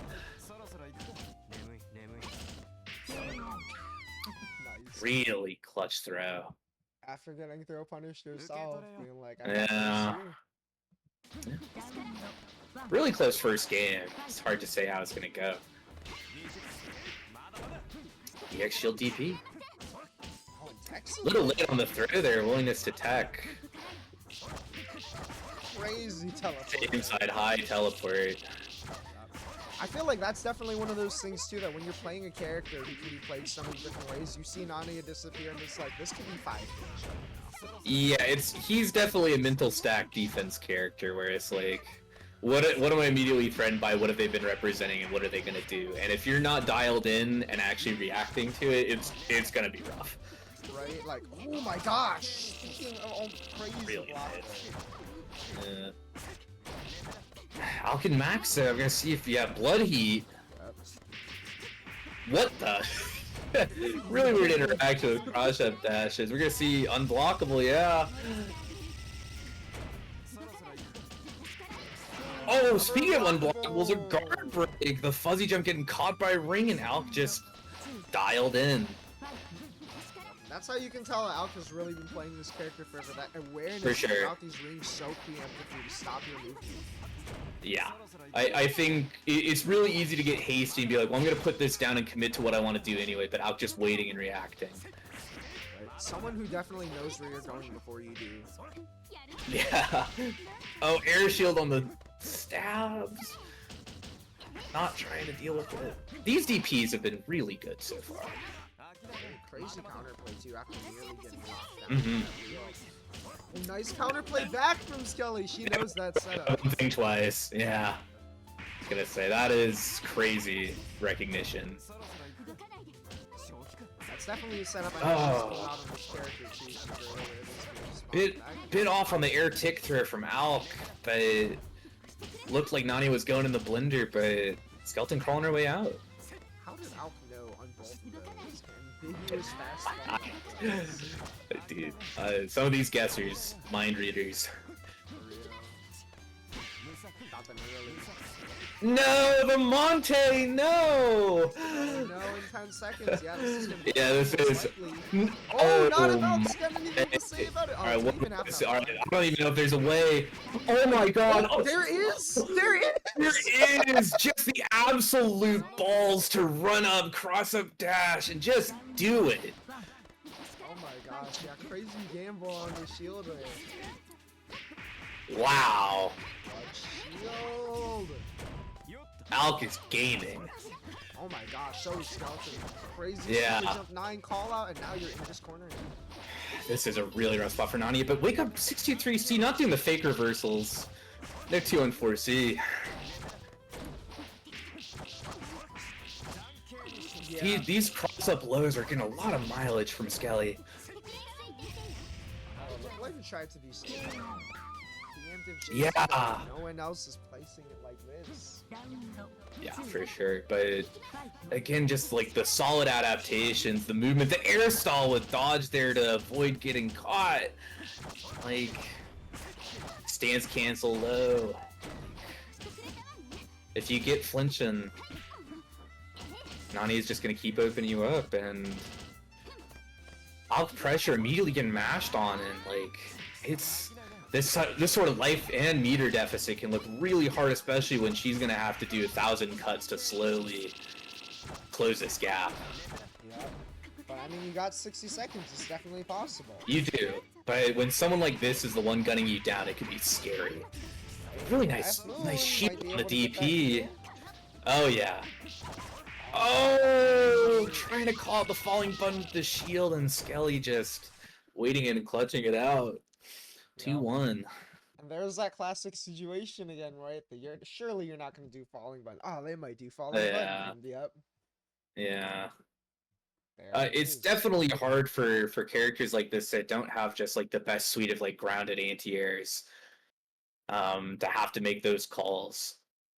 Where it's like, well, if I do air to air now, especially to like a falling Nani at JC, I'll explode, you know? But Yep. I mean, Nani is also another character that's death by 1,000 cuts, literally, sometimes. Yeah. But, you know, both of these players just got to play solid and move right, and Skeleton just cleaned that one up. mhm. Meanwhile, some we're crazy- moving now to the loser side of bracket, now getting Aces High against Inf beating Wiseblood to get here. You want to talk about a meeting of the generations right now. Inf, I would say, is one of the modern day boogeymen of LFGNA. Yeah, for just sure. an absolute peach of a person, but also plays an absolute demonic character, and with the consistency to make it terrifying. Satsuki, and then Ace is here padding out the other side of top 8 with really no frills H coma. Yeah, and Infa's been around for a minute, actually, formerly playing F Vaki. So going from F Vaki to C-Sots is like, what if I kill you in theory to kill you in real life? Oh yeah, for sure. And yeah, I think Seesaws is just like the way Inf plays Seesaws. Oh, hovering zero. What the? Oh no, the H-Row. You know, Aces H-Row? does have an H-Row. And I've fought the Aces H-Row a few times, and I wonder if this is a matchup-specific pick. Because H-Coma clearly has his weaknesses as well. For sure. Has to box you in a lot more, way more interactive than H-Row, just having things like the Soko to enforce his offense, get his way in there. And also the Needle series, being able to air wall people out. I think one of the hard things about Seesaws, if you want to say there's anything hard about her, is having to find those ways to approach, and H-Row can really wall that off and make it really pesky, and especially as a character that's like highly underrepresented in this region, especially since Inf started playing. I'm wondering if he's going to be able to work through it. Right. And I mean, honestly, kind of underrepresented for a reason. This character's got some tools, but really does not get capitalized off of it very well. Speaking of, not getting that JB, but I think this is one of these things that Inf is strongest at this moment is conversion and trade awareness. Because, like, well, because that, you know, any touch, now a three-way mix. Like, Yep. Oh, but not if we just DP out. nice ballsy DP. And Counter just hit. Needle. Oh, barely missing the meaty Soko, but Inf not ready. The air unblockable setup. I don't know if Inf knows to shield. Even then, that close, you might get thrown. It's really a tough spot. On the fake reversal, getting beat out by the jump in. I'm not gonna lie, I was expecting that to trade at worst. I was also expecting that to trade, but I think one of his habits is that 2-1-4C, and I think into certain Oki, it can definitely be a liability, especially in an unfamiliar matchup. Oh, pressing pretty far out. Just knowing how to convert off that counter hit Soko. Soko actually being safe to the 2-2 as well. Really goofy, but somehow unsurprising. B Soko, crazy invul, very low recovery. See the mix, same side low. Yeah, and this is the Satsuki special. Yeah, she just like chews through your guts. Like, are you gonna reduce? Great. Like, okay, sure, you're still getting 3 to 4 touched. Nice back dash. And beating the Like almost a heat. Yeah, this is a pretty good spot for aces. Yeah, H-Moon Heat, you're back in the lead. For sure. That guard gauge looking really scary for Inf, and Ace is pounding on the door, closing out with that air lightning for damage. Yeah, it looked like Inf was also starting to recognize that guard bar and just got tapped, maybe getting a little bit into that. Yeah, thinking like, oh god, I gotta start EX guarding now, and then all of a sudden, like, your mind's going elsewhere, but... These really forward-moving starts from Inf managing to work out this time into... What's the mix? Yup. Just a Satsuki special. Uncharacteristic drop. Oh, reaction to the flash with shield. Nicely done. Something you see so consistently from a lot of the really strong players too. It's hard to get away with these EX reversal and defensive options. No one would have seen me shaking my head at Inf mashing on B-Soko, but it did work out. You know, sometimes you just gotta do it. Soko. It was like, really more uncharacteristic lack of conversions, but nice shield counter. That's the thing we're talking about, where it's like a lot of these experienced players, they got these EX flash reactions on lock. Yeah. Down. Bunker and the fade back shield counter, just like knowing he's gonna try and anti-air him. Like, this is where the cool factor really matters. Like, can you make the right adaptation? It looks like Ace is just like is not gonna be shaking. I mean, it's still Satsuki though, and there's another mix-up. It is, but these drops are really breaking my heart. A little bit of a teabag. Crazy work. Yeah, it looks like a little bit of just trying to get in position to get that punish, and like maybe not sure quite how to position, just got hit for it. Sure. I think Inf not knowing how to respond to a lot of these weird HRO pressure sequences, because a lot of his gaps can be a bit weird, but yeah, slotting in that 2-1-4C there on the 60 reset.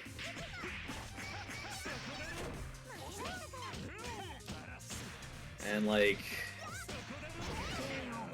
crazy. Definitely a weird spot. I think that was a pretty good call, because that's the spot where B-Soko, while still plus, the buttons that Roa has to cover that distance, not quite as good or fast as Sots 2C, and Inf really has a readiness to just press it. Yeah, I mean, sometimes you just got it, right? You've got a bigger button than anything Roa's got. It's 5 frames. But also, we got a sniper in the building. Ace is high with the needles out here. Apparently doesn't matter against 2-2. That's crazy, actually. Yeah, that move just manages to hit, I guess. But really good confirm on the tip range 2C. And like, now you're in the situation. But banking on that same side, going for DP, saying I'm not going to hold whatever you're about to do. Oh my gosh, you can hardly see that one. Now it's looking like really good block, and that might just be a game for it if Inf knows how to close this out. OTG 623C, and yeah. Like, live by the sword, die by the sword. Yep, I went back to Tetris, like, are we going back with the try it and shoot? There it is. Yeah, I'm not too shocked. If you feel like it's not going to work out, you might see how they have to adapt, but conversely, Ace has got to lock back in on H Coma. Definitely doesn't have a lot of the same strengths that H Roa has, and the sheer strength of Inf and Seesaws by extension might just be too much. True, but what we might have is the strength of Ace's high on his character here. Yeah. He's feeling Definitely, himself a little bit. like we said before, the Conqueror's hockey, just the ability to walk forward and just like do anything, be like, you're not gonna press. Right, and even just the cancel there on the flash again. Oh yeah, okay. Oh, there we go. Yeah. Meter dump. Really nutty. Yep. And there's H Coma Catch on the classic, net. right? Double meter dump for 3K. 941 damage off the kill here. Like, come on. FNC Coma, he is not, but still Aces knows how to make it work. That is It's gonna make insane. it work. Excuse me. What the hell? 1 6-2-3B is an option in general. And 2, how are we turning around? Yeah, I don't know. I don't know if it's a Melty Reader moment or an Ace's Mind Reader moment, but yeah, the damage disparity is definitely looking notable here. What Inf can do in one exchange is definitely going to be 1.5 to 2 from Coma, and like have fun guessing. But oh, really sad drop. But Blessing and just oh my. All the moon shoes. Could say that command air dash. Oh, this might be able to do it. Not quite. Barely not, but oh, There it that's is. metal. Yeah. Aces high again. Just got the EX flash reactions on lock. Stayed solid, and there's. Yeah, for sure. I think it's really easy to be like, I might commit to something and have to overly respect this reversal, but Aces being able to buffer during the flash, know what to do. Like, really smart choices. And up next, we have two quite lovely players. I love both Marissa Mage and I do love Gimger. I said it. I tell Gimger every day that I love him like a brother. I think the platonic ideal of a Nero player, if there ever were to be one, on C Nero, and definitely embodies what that character is strong about. And Marissa Mage, on the other hand, I think Marissa represents some really good Nero counterplay, having fought her on my F Nero a couple times. So I'm curious how Gimger is going to deal with that. But this is, again, yes, sorry, go ahead. Oh no, I mean even just H White Len in general, like how are you going to deal with a character that you may or may not have ever seen before, right? Like H White Len might be fairly normal, but it's still White Len health on a White Len tool set. And we already saw Marissa earlier, no fear in going for things like the air DP on like stray touches, right? She has the real combos, the strike throw. Like, are you going to be ready for the absolute range of this command grab and just the whole mental stack of fighting this character? But and then on the other hand, it does make a huge difference. But on the other hand, this is C Nero. It sure is C Nero. This is true. And I thought about it playing Gimger a lot, but this character's messed up. He has a reputation in this region for a reason, and that reason is he's just got some crazy shit going on. Yeah, oh my gosh. C or like one of the most prescient 2As in the world, corner to corner, Deer Oki, and this dude, watch out, yeah, man's best friend, the Deer. I'm curious how Gimger is gonna have to interact with this here, because one of the things I say to Gimger and I notice about him is he will never block a wake up. It is wake up bunker or wake up air dash, air DP, TP. Like I don't know if anyone's blocking in this set. Oh, this is gonna be a slobber knocker. Like, oh my god, there's the bunker again! Not gonna work on the instant overhead from Marissa, and that 4C from Nero, one of the big things. Number of blocker corner times to corner. is like 2 on this round so far. Yeah, wake up shield. I'm curious to see if Gimger has these routes going for low Paronga, and yeah, I was gonna say that's too low. That's definitely gonna drop there. You want to go for the charge 5C routes there if you're that close to the corner. I think that's one of those things that, well, Gimger's really strong, but his combo optimization still leaves some to be desired. And you might need all you can take sometimes against White yeah. Even if she's chipping away at you like this, your health is about to disappear. You gotta fix it. Yeah, and then just wake up bunker into a throw. It's one of those spots where just not waiting it out is gonna get you hurt. Right, and the H White Len special, the only White Len you can just pull up like that. Absolutely. We're blocking attacks. And here comes the zoo, the coolest thing in the world, the zoo. And yeah, slipping in the throw in between the deer hits. We're done blocking. Nice! Yeah, shield land 2A, not the greatest combo, but deer's out, zoo's out. Yeah, I think Marissa expecting, what is the pro rate on that antlion? What the heck? Like, yeah, and I think Marissa thinking she can disrespect deer like that, and it's just not true. If you do late jump, it will catch you, and Gimger's ready to. Nice DP, but again, man's best friend. Gimger is notorious for doing wake up deer. Not a real reversal, mind you, but he will use it and make you think it is. If you're not ready to play around it hitting you, I think it's a big difference maker. Like, how ready are you to route into that? Anything's a reversal if you believe hard enough. Really nice teleport out with the bunker and the crow covering you, and yeah, for sure. I mean, deer gives a little bit of invul, so like it can change. It can change the pace of the match. Oh, nice like I said, setup around he is a connoisseur of wake up deer. True, I mean, especially when you've got a character who's that far away from you. Yeah, get something set up there. For sure. Unfortunate no air dash route from Gimger, but that 4C working out. Yeah, unfortunate drop from Marissa Mage there, just a little bit off for that instant overhead. That's just sharking underneath Kure. One of the most notorious moves in the game, I think, is that bite.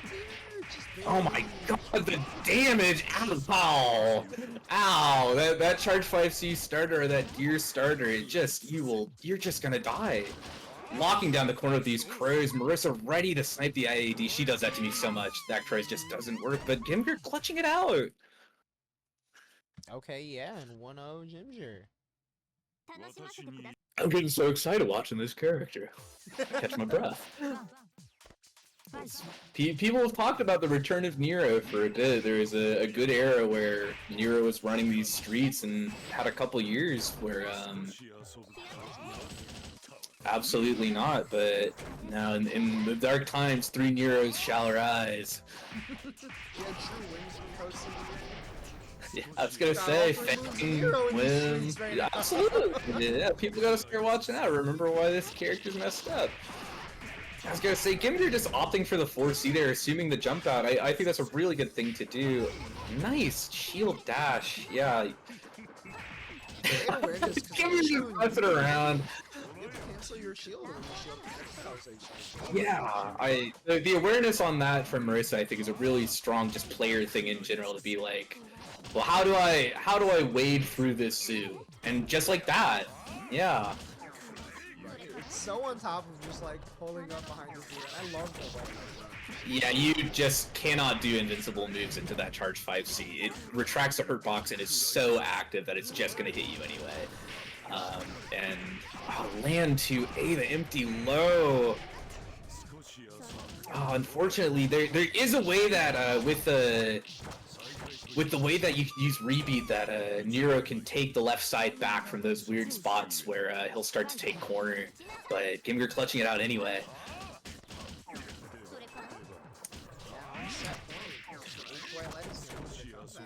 Just going into bite, dropping down that deer, and like what? Yeah, like it's scary.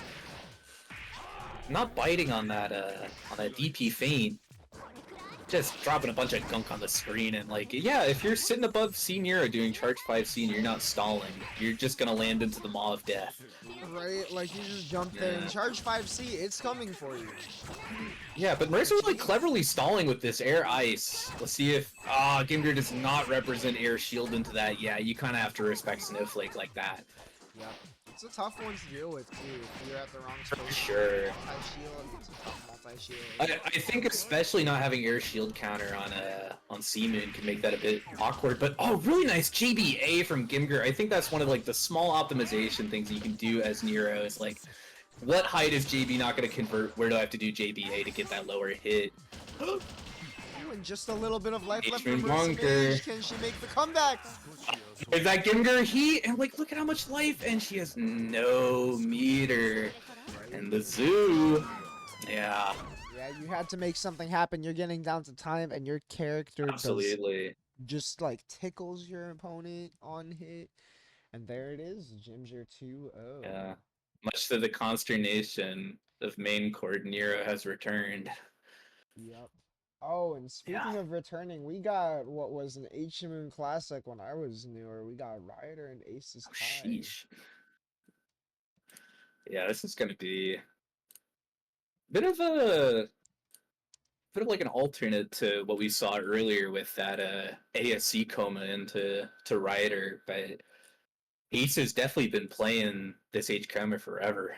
Right? I mean, And two character loyalists. Nobody else has mhm. really pushed these characters like these two have. Yeah, for sure. Like when you think H outgo, you just think, oh, Ryder. Yep. Because like not many other people are taking these characters into bracket, let alone getting like literally first place.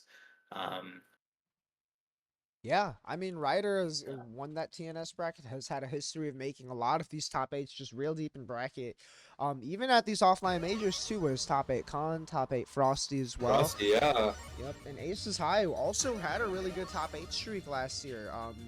Top eight crossover, top eight Frosty Faustings. Two players who Yeah, are and stuck with their like crazy H moves that no one plays and have made them work. But we're Absolutely. hovering the H roll. Yeah, we Is this gonna are, be a real because swap? yeah, I'm curious if this is just a matchup choice again, like with Seesaws, or if Aces is just really feeling this H row.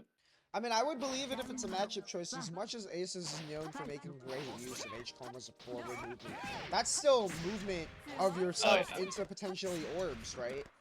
Yeah, I think H row does actually have some like really neat counter zoning tools in a way that H coma kind of doesn't at all. I think H row is a really quite underrepresented character for how strong I actually think he is. I think he has stuff like that, just like having the meter dump to lock down the screen.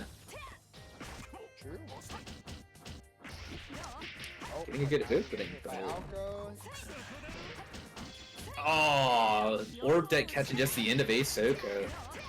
Nice conversion. Do it again. Break two. Just locking you out of going towards that heat. And Alco the grappler. Dead if you do, dead if you don't. Yeah. Ryder not gonna mess around with that tech trap, you know, not gonna commit to anything crazy, but nice low shield counter. Into loops too? You're nuts. No respect for the fuzzy DP out. Hey, like until they make you Alco wake up moment. respect, might as well rip it. Bit of a weird routing there, but you know, like you're up a lot. And I think I'm curious to see how Ryder tries to like wade through this screen control with Needle that, oh, you know, just as I say it, Tekker Nation prevails. Oh, and now you're in the corner again against Ryder. No orb out, but yep. So I'll go offense and potentially one more touch. Yeah, just barely out of time for that meter break route with the heat ending, but still really good situation. Just, bro, bolting forward. One of those things you'll see a lot when you play, let's say C, but definitely more so H and F row, is just how crazy his forward movement is. It's true, and yeah, but you know, forward movement only takes you so far when Alco's got these orbs out here. We've seen so many times already, just like that. Slide right forward, but the orb is popping in your face. Ryder's doing such a good job of setting these traps all around the screen. I'm sticking it out on H row. Not one to mess around with Coma in this matchup. Right, the orbs come out so clutch on offense and defense so much, but at the end of the day, they're still traps. Yeah, for sure, they are. Yeah, like right there, yeah. Yep. Spots where like even characters that you think would be good at clearing it can still have a lot of difficulty doing so. And I think Ryder is definitely adapting well to just like doing deads at like the proper time. Right, because like ultimately your way of clearing the orbs is more in neutral with the needle. Anything else is kind of a risk. As much as Soaker can get you in there sometimes, it's not really that safe. Yeah, with Held Orb you really need to be making Alco actually block the Soko, because if she jumps it, it can just release in the air and, you know, rough situation. Oh, and just slacking out on Arc Drive. Yeah, great way to end that. I think it would have been hard to pull out that kill otherwise. I think Ryder does so good at never doing the same combo twice. Like every situation, it feels like the combo is perfectly tailored to what he wants to do. True, actually. Yeah. We have just boxing aces in this corner here. Just waits on the bunker and almost a perfect. Closes it out to a Ryder. Nice showing from aces, though. For sure. I mean, first bracket back and still making it to Yeah, fifth for place. sure. What a run. And what is like a really crazy stacked bracket, too, mind you. Right? I mean, it's stacked enough that we're getting 2 more land killers again battling for 5th place. For sure. Alk and I think Ginger. both land transplants. I know Gimger rep in Philly. Mm-hmm. Yeah. Posting the ever lovely PR flag backed Nero with I love the PR. I love the PR Nero. Dude, it's land really supports their players. You really love to see it. Shout outs Melty Land, and I mean also just showing up so much for a lot of these brackets, seeing like so much land presence in a lot of the net play brackets lately is great. Yeah, I used to start saying it's like, oh, land invasions are happening, but no, they're here. They've been here. They're just gonna keep turning out every day. Like we got Wiseblood, we got Mego, we got Alk, we got Gimger, we got Riv. Like these people are gonna keep turning out and getting top 8s, top 5s, and making a problem for everyone else. It's true. They're damn good. Performing well, even in that TNS bracket, 3 out of 4 9th placers were land. Looking like we might have pretty good connection here. Yeah, which is you love to see there not be issues. Right. Mega notoriously haunted by PR routing. Yeah, unfortunately, yeah, we had that case come up last time in this bracket actually, where it's like they played played Alk and winner's side, and then on loser side, just ISP was like, nah. Yeah, it's really sad. Exciting, the Mega will be a combo breaker, which terrifying that such a good CR is going to be playing offline now. True, combo breaker in just a couple weeks. We should still have a block on stream, so I will be posting that in LFG, and I may need reminders, but I'll hopefully be posting an LFG. Yeah. If not me, you know, Zapoke's gonna be on that shit. Yeah, keep your eyes out for CB. There's gonna be a crazy bracket. I know we got. Of people I know we're going, we got Zappo, we got 925 Snooki, we got Mega, I think we got Beatrice, we got me. Yep. You know. I was about pretty to say, crazy. gotta make sure you count yourself. Oh yeah, for sure. I might get a result or two. Yeah, I'm curious to how much these two have actually played, and I think once again another pretty stark tier disparity matchup where FSA is kind of just like she's got some strengths, but when you like start listening out the things that Senior can do, like that charge 5C anti-air, yep. Yeah, like the FSA reward is gets just a different. character who's gonna pull up, press her buttons, and try and place them nice. Rewards you for good movement and just call out some rings, but like these rings are not the kind of projectiles that are stopping you from running this game. But that movement will. Imgur with a suspect heat at almost full health, just not wanting to hold it. I'm curious to how just like locked down this Alk pressure is gonna be, what Gimgur is gonna do in response, trying to get a snake out there in the middle of the ring.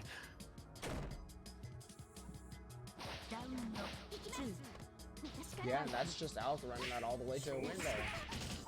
Oh yeah, for sure. Bit of a weird spot to convert off of, because you need to know whether to confirm into 4C or 2C. Just opting for Snake, which I think is perfectly fine. Yep. Alk playing a keep away game, but now just running all the way in. Oh no! I think one of the unique matchup things I think to consider here is like how Nero can actually summon in pressure when considering Say Dash. Yeah. Just how much distance she covers it, just so goddamn fast.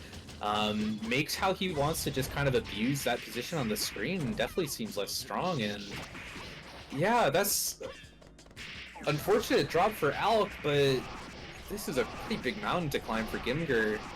Getting the nice re-jump, but no ender, and bit of a scrambly spot. Nice JA.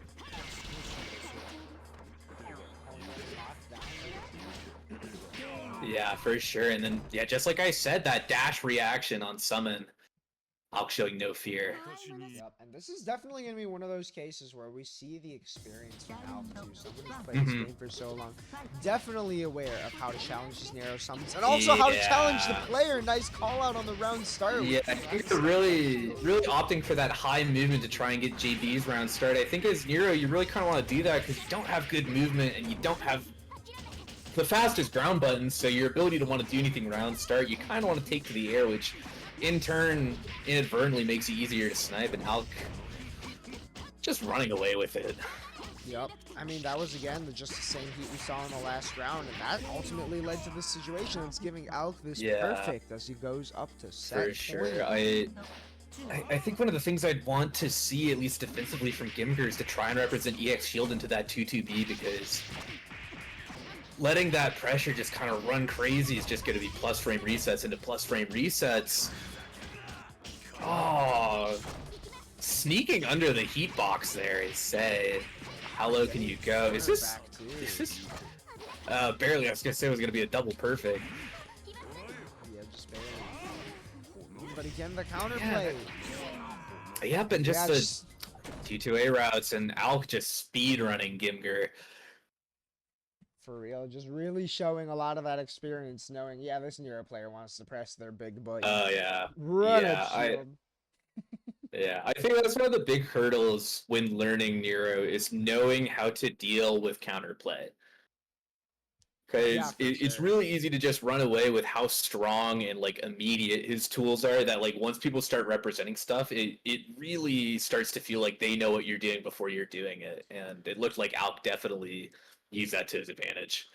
Right, because you really, realistically, there's only so many people who are that fluent in the Nero counterplay too. Yeah. You're gonna play a vast majority of your games where you're just gonna roll people. It's gonna be really hard for people to deal with the summons, or someone might have one idea, but they're not gonna be ready for, like, if you do this summon into that summon, and really you see only the experienced players like this who just got it all on lock. You know, like you said, it looked like Alk knew exactly what Ginger was doing at all times. That round start, jump, shield, crazy high risk. You normally see the air throw there, but it's like, Nero, I know what you want. Yeah, not trying to mess around with it. Real good showing from Gimger though. Fifth place, and I know definitely earlier was saying they had a bit of a chip on its shoulder about how they did last midweek. So getting to come up with a couple good wins, you love to see it. For sure, yeah, making it all the way into top 8 and also getting that 5th place placement. Pretty good stuff. Yeah. Now we got another Netplay bracket classic. You know that Melty is in a pretty good spot right now when every top 8 for this game is looking competitive. Like, on the winners semis side, we had 2 crazy sets, and then in winners finals, we got Skeleton Council yet again. Yep. Winners semis looking like 2 bracket finals, and now. Right? Like, how many times have you played in grands? Any part of a top 4 of these brackets, honestly? I'm wondering when the last time these guys have fought actually was, because Skeleton I don't think signed up for the last midweek. I know she's been having some issues with her internet. Yeah, also has, I believe, mentioned in the tournament chat earlier, has moved as well. Yes, yeah. New digs, new internet. Yeah, I feel that. This is the last bracket for me before I move. That's why we might only have one midweek this month. Depends on how that goes. And if I got the human bandwidth to run another bracket this month. Yeah. How crazy of a month it's about to be. Yeah. Yeah, moving's a pretty rough matchup. It really is. Life is a rough matchup, to be honest. For sure, yeah. But also, so is these 2 players. I mean, these 2 players are here in the finals for a reason. Nothing really needs to be said about their strength at this point. Like, you already know that we're going to be seeing some high-level multiplayer. You already know that we're going to see mid-set adaptations. We're going to see some crazy movement, especially with these 2 characters. I mean, Land bouncing all over the screen, a lot of shifty movement options. And Nania, the guy himself, right? Like, the fast fall, the teleports, the whole 9 yards. I'm curious to how Skeleton moving, especially with this character, is going to interact with Council, because I think one of Council's biggest strengths is ability to just pinpoint where people want to be. Alright, Alright, saw that Pretty- 5A come out. It looked like maybe the players stopped to hit that. Hopefully it doesn't come back. Yeah. Pretty neutral round starts altogether, just walling off parts of the screen, and immediately sniper like JA from Skelly. Yep, and a much different kind of pressure game than we saw thus far. Mhm. Oh, but there it is! DP safe. Yeah, You can she's- do it again. Really leveraging that DP for catching jump outs, and with the backup of 236C cancel, really potent, just running over Council, yeah. Right. Oh, ooh. Oh, You know, one difference though from Nani to Stella's other characters is just this character is going to die a lot faster. Oh, yeah. than Colin's yeah, character. yeah. Nania Guts, not gonna be around for long, but a bit of a drop from Council. Right? And Stella with the sixth sense for the cat this time. We knew she was not gonna land on the cat. That's bold. Oh my God, mash on the teleport. I mean, teleports in this game do tend to be pretty big. Great awareness. Mm-hmm. Yeah, there aren't many that you're just gonna be able to get away with. You need to be doing it on like a, I know this person's just gonna hold. Yep. Just as Stella seems to know that Council's gonna want to tag. Mhm. Excuse me? I thought that was teleport forward into now we're up.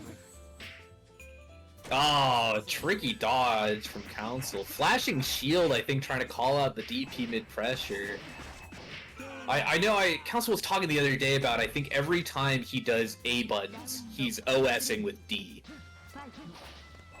Just on the off So- chance someone throws out the TP in the middle or something. That's crazy, actually. Yeah, either that or just, yeah, it's just not trying to mess around with people doing screwy stuff. It definitely makes his pressure feel all the more suffocating.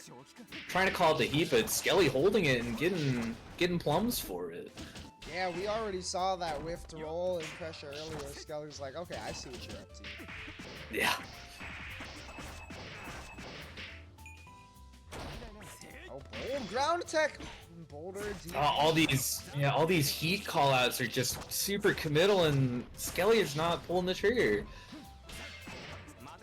Like a bunker. Shoutouts Gimger. Oh, and the shield Yeah, there it is, yeah. like you're saying, you know, that's the thing about OSs sometimes. They can just get blown up if someone's doing something you don't expect. If that is supposed to Yeah. OS a DP, Skella just like staying solid, down back on defense. Looks like it's working out. Yeah, for sure. Is this connection working out there? Uh-oh. Oh, crash? Crash. I think we had a crash. Yep. There it is. Tournament chat there mentioned Yeah. they crashed. Caster Skella up moment. 1-0 though. Are Yeah, we- really solid are first we game on the Nania. doing- Cool. We were on Council's IP that time. Council now joining Skelly's. Maybe this will make it a little bit better. It's always hard to tell. Caster Jank is crazy.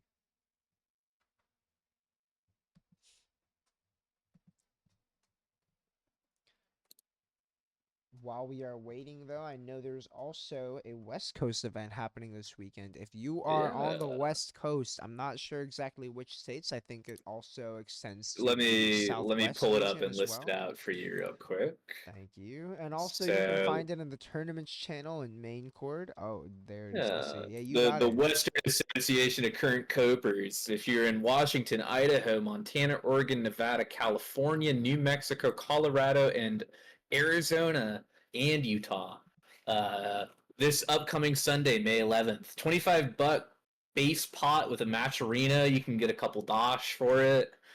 You know, Wim hosting whack. True. And if I remember correctly, if I'm understanding correctly, it's been a long time since the last whack. Yeah, I saw them posting some of the old like top eighters from those, and it was looking like some really older names. We had like Right. saw Flea on the CMAC and like NMO placing. Like this was Ooh, the olden days. for real, yeah. I mean, it's definitely going to be sacked. The West Coast has a lot of gamers. Also, a lot of new gamers, too. Yeah, for sure. You got a lot of new blood. We just had Fight Kingdom gosh, Yeah, last this weekend, past right? You just weekend, came back yeah. from that. Yeah, I was Yeah. running that bracket. We had a pretty stacked bracket too. Nicole Really taking it. crazy top eight. Yeah, Nicole won that one. The top eight in general was a lot of people who would have made top eights in that play brackets as well.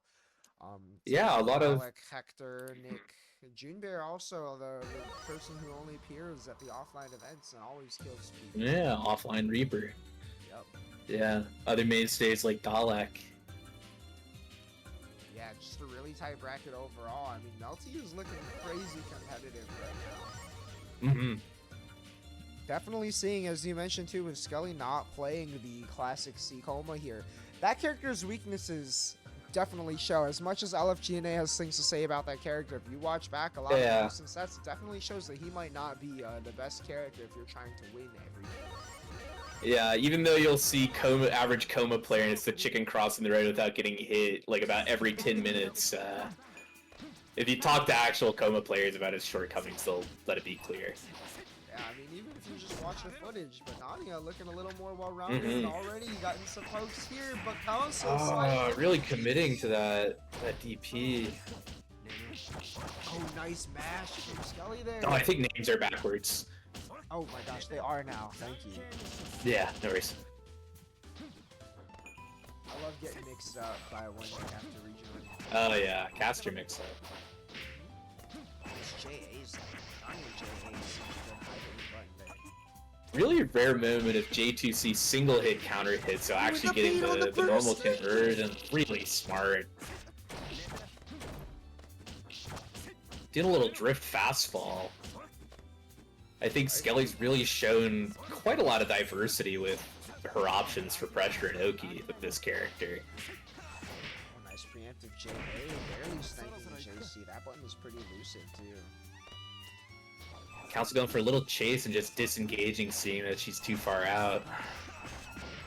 Crazy active JD, yeah. Just barely getting that counter poke. A nice conversion from Council to close out this round.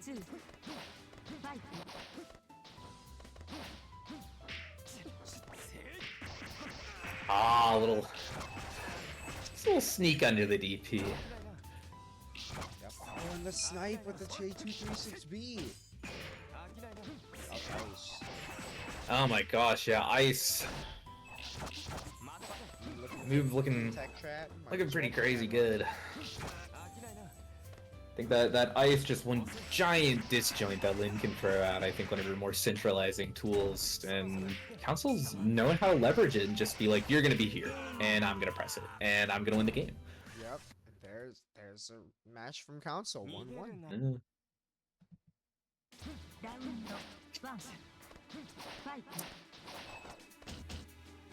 Really slick round start, just doing the fallen J2C and immediately landing, but... Oh my gosh, on the ground tech too. I like that Scully's letting these rock, just expecting these ground techs to come out. Oh yeah. Little stance wait, but Council sneaking out and just getting run up buttons. Yep. And just barely sneaking under that JC. I wonder if Council's ever gonna feel like he can actually start setting out Mecha Rocket here. Again, that's the hold on the heats and the baits is looking like the story of this game. Right, I mean, Scully, again with the Psychic Mash too, she's such a knower on defense here. First time we're seeing someone OS's left-right with the shield. That is one of the weaknesses of left-right mix-ups in this game. I mentioned Neko Rocket and Skelly's doing EX shield punish. Yup. I know last time I played Len against Skelly, I was like, alright, I gotta pretend this week so you know a little too well how to deal with this. Yeah. Lin barely breaking into heat here is gonna be able to stymie any sort of progress that Skelly gets. Cross up buttons and... Just do it again! Yeah, H-Lin's one of her most defining things is just how oppressive those air buttons are. Yeah, I mean, they say if it ain't broke, don't fix it. I mean, the Infinity Ward move is looking pretty broke. Yeah, it is broke alright. Crazy active, multi-hitting, both sides, disjoint. Like, what more can you ask for in a move? Right, it allows her to move herself a little bit. Oh, the ice sneaking in there again. Nice patient. Nice gat. It's calling out. I was gonna say, Council looking really dodgy with this movement, and Skelly finally pinpointing it, but not getting everything she'd want out of it. Got there herself, but again, the psychic of Are. How does she always know when Council's gonna let up? Yeah. I think it's Everyone's lefties, definitely left, right. it's definitely the threat posed by that DP, and then just knowing that, like, well, I can respect this pause, you know. Oh, the H-Link heat. Fat lead for Council here. Oh, baits the shield DP and 2-1 Council. Yeah, I love the idea of the shield into something there, but unfortunately DP is not gonna be hitting the angle. Yeah, it's a particularly difficult spot when she's right above your head in the corner, because it's like most characters do not have options that hit right above them, so how you position afterwards can be a bit tricky.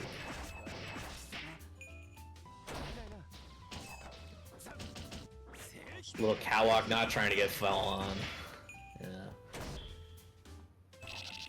So going for a little tech trapper, and he might as well switch some bar. Yeah. Weird hits on JTC making that conversion harder, but this is looking like a tough spot, and I think that's one of Council's best things is the ability to recognize, like, well, I'm not gonna get a great conversion here, I'll just end an air throw, you know? Oh, and the blood heat. Skelly trying to make this comeback. We got enough time to make For it sure. possible, especially with the air counter hit. Fortunate drop. Oh, nice counter. Watch out for that cat.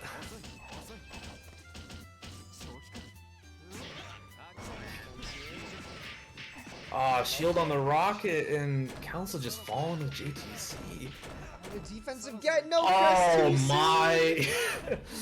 Shield DP working out this time. More advantageous spot. Oh, that is looking like a Yeah. punish there. The grounded ice coming out. Don't It's a think lift. that was on purpose. Mm-hmm. Oh, hidden catwalk on the way down. Definitely hard to do, but some buttons that just hit that low down can definitely manage to do it.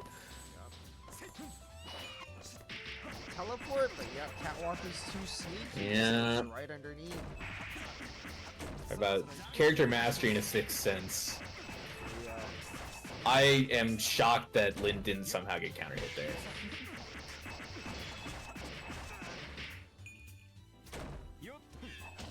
On the little shield flicker.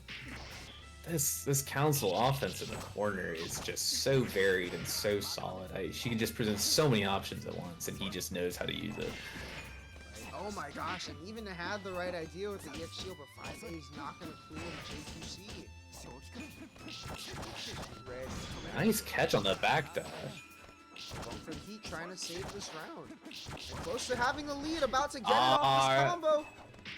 Yeah, not the hits you're looking for. Wake up, throw. Oh, we're swinging here. Oh, that DP. Not gonna kill. But Yeah. no chance. Nice tag. And the Nice gat. gat. Yep. I'm 2-2. shocked that gat even reached. Crazy. It was looking far out, yeah. I was gonna say just.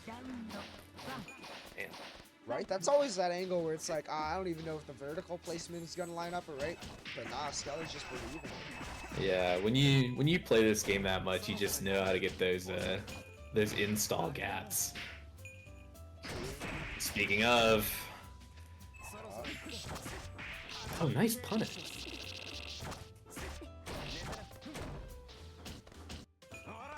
Jump back JC this time, but Council ready.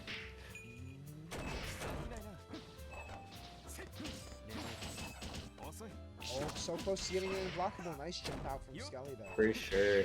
Both these players are doing so good at varying their movement, varying how they approach Council, doing like fade back ice into like just cannonball J2C. Even varying their really defense, a unpredictable. little throw there. Ah, that button, Zoppoke was right, he was right! Into the fuzzy too.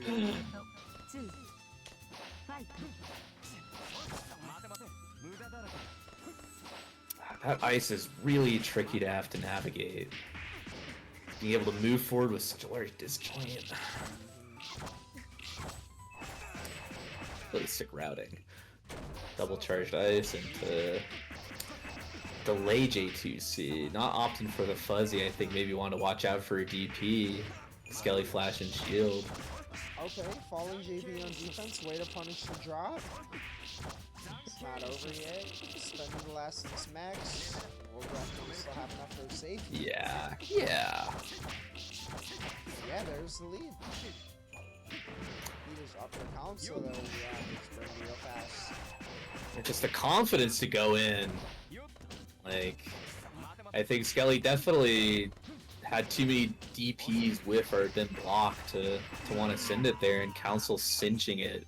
Yeah, Really close 3-2. A couple really tragic drops from Skelly right at the end there, and Council clutches that one out. Yeah. Really good stuff. Now we are down to our last first to 2 of the bracket between Alchemist of Atlas and Ryder. Ryder's outgets back. Yeah. Ryder's saying it's been a while. These two have no doubt met in a Netplay bracket before. For sure. And again, story of character specialists. Probably after Hector moved on to Hime full time. Yeah, Alk really being the FSA at the moment. Ryder being the H Alco. Right, and Both characters with the looping ahead. set play. I was just saying they both characters with that looping set play, but I mean, H the Alco's set play capacity is for optimization. yeah, it's really not created equal either. I mean, the left No. right is auto blockable. It's kind of when are we going for these overheads? How many overheads are we going? And the safe coup command grab, which I don't even think we've seen it today. Compared to Alco, got the fuzzy, the orb strike though, which I still have no idea how to see. Like, she drops that orb and I'm already getting thrown by the time I realize there's an orb. Yeah, Alco really has the capacity for a lot of tricky stuff, and H definitely has like the mix. And those H-min mechanics, not having EX guard are the most fantastic options, like EX shield into that 2-2B. I'm curious how Ryder's going to respond. Ryder, we see up so fast, actually. At the Roa stage.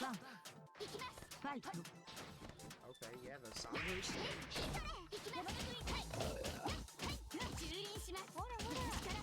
Immediately just dumping that meter to opt for some mix. Yeah, interesting choice there, especially so early into the round. Oh, Ryder got tagged by the ring. I almost wondered if that was some trick to get out. I do wonder, yeah, there's definitely some times where, like, some setups where it's, like, something that's so oppressive, if you actually just get hit in an awkward position, it makes it hard to convert. Yep. Say, not able to get out there. Nice air there. Awkward positions, yeah, way to catch the air movement. I think Ryder definitely want to go for that big ball route, but just not getting the button, but bailing himself out with it. Yeah, tried to get that conversion there in the corner too, but figured it wasn't the right height. Set up, and now you're in jail. Yeah, you're blocking the corner against H Alco, and it's like where you're finding the gaps here, especially with how Ryder varies his pressure, can look so tricky, and you wind falling on an orb. Yeah, very neutral too. I love the awareness. That's a character mastering, right? Set up the orb, go for the niche anti-air and charge 5C. Know that your opponent's gonna land on this orb anyways. Crazy stuff. Gonna get some loops. Oh, opting for circuit break. Crazy. Yeah. That 2A2C is rough. Timing on it is quite weird.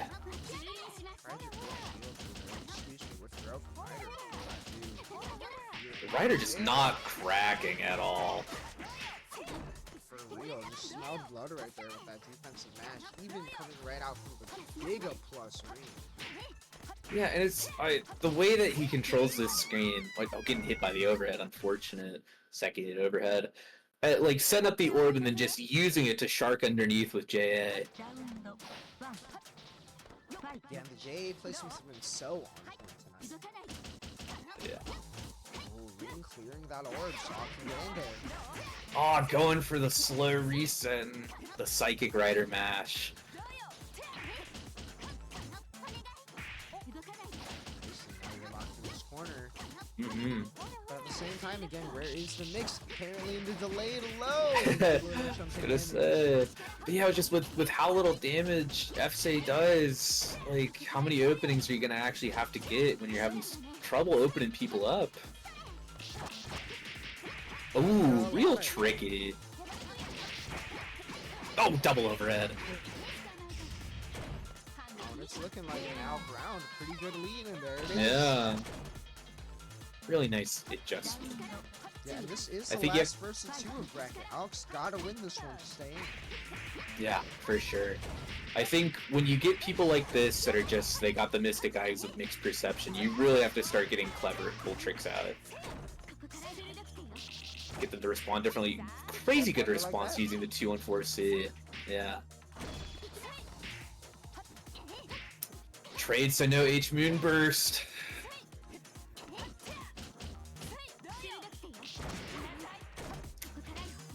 Yeah, these reactive 2-on-4Cs using a little bit of invul and forward advancing just to blow through the space pressure from Ryder. Crazy interaction. Yeah, really. I feel like you see is more of a Seikun than anything else, just 2 moves or movements just crossing all the way through. Yeah, the way she accelerates, just crazy. Getting locked by the orb, not quite in time for the unlockable setup. Really like the use of the ring there to be like, well, I know where you're gonna be, and you're not messing with where I'm gonna be, so I might as well toss down the ring. Looks like Alf was really trying to get the Starbreak situation going for Ryder. Fully on the offensive now, not trying to let this happen. Ryder almost with the H-Moon guard break, falling shield. Oh, this is scary.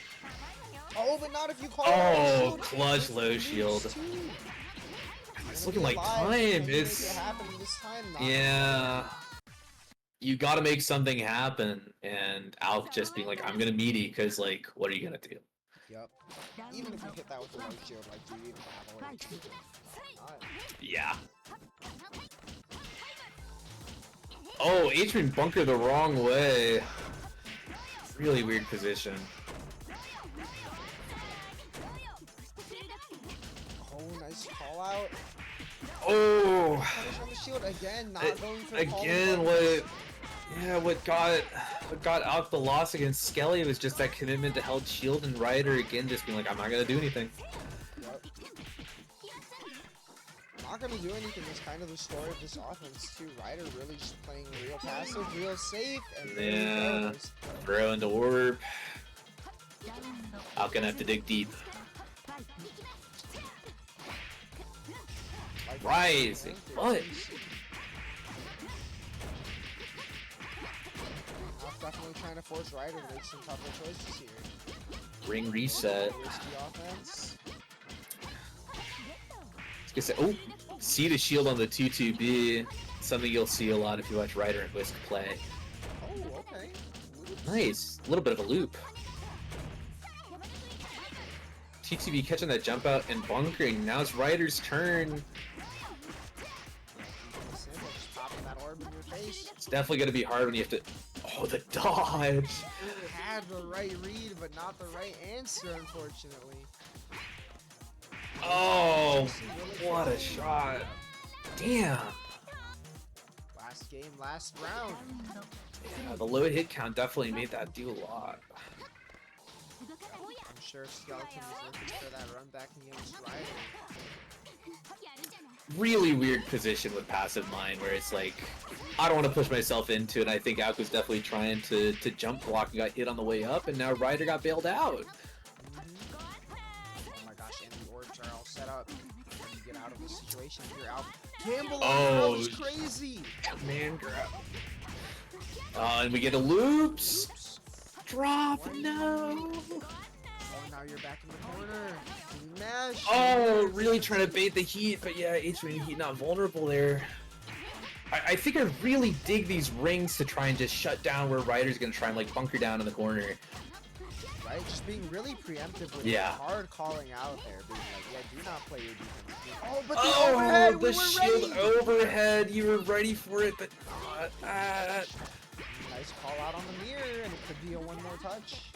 yeah, these reactive 2-1-4 seeds from Alka kind of been the story of unblockable, but oh, follow-up hit clips him. How are you gonna get in on this? Orb! Are you gonna get in this tetrahedron? Oh yeah, one more hit for both people, and the throw, OTG! The Clutch. protagonist rider. For real, these kill throws are so difficult too. It's one of those things where it's like, oh, everyone wants to go for a throw. No way I need to look for the throw here, and there it is. Yeah, it's like, if I tech, I'm gonna blow up. Ah! And then, yeah, it just happens. Yup. It's just like, ah, it feels like such a scrub thing to look for the throw. But then it's like, it's also a throw, and it's Yeah. gonna kill. Are we really in the strike throw here? So hard to tell. Yeah. Especially, you know, losing semis, last call, like, making the right decision there. Yeah. And now we are going to have Skeleton and Ryder, a run back from that TNS. For sure, yeah. I believe it was winners finals, winners semi set.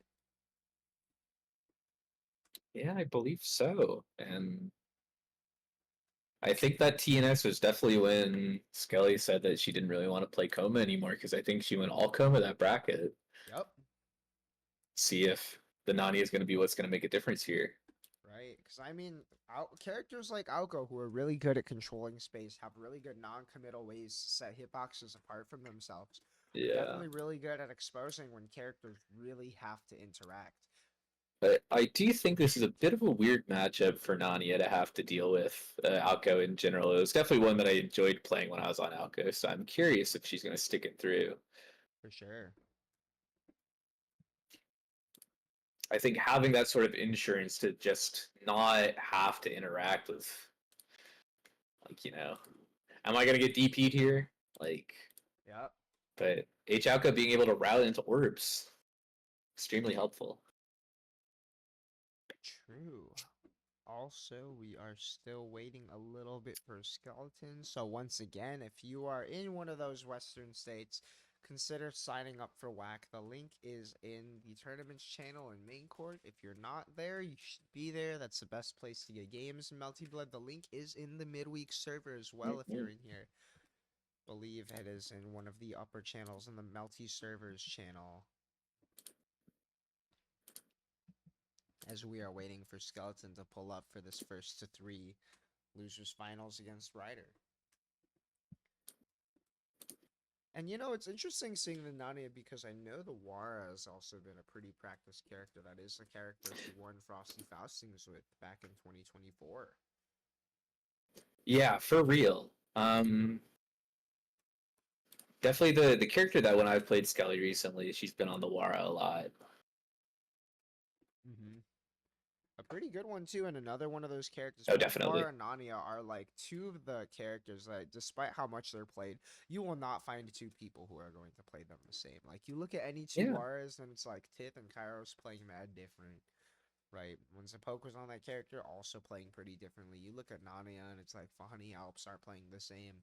Granted, like, Alps is one of the legends of the game as well, but it's hard to find another Nania player who plays the same, even when Panda boots up, not playing quite the same as well. Yeah, yeah, I don't think there's anyone that plays like Panda. True. Yeah,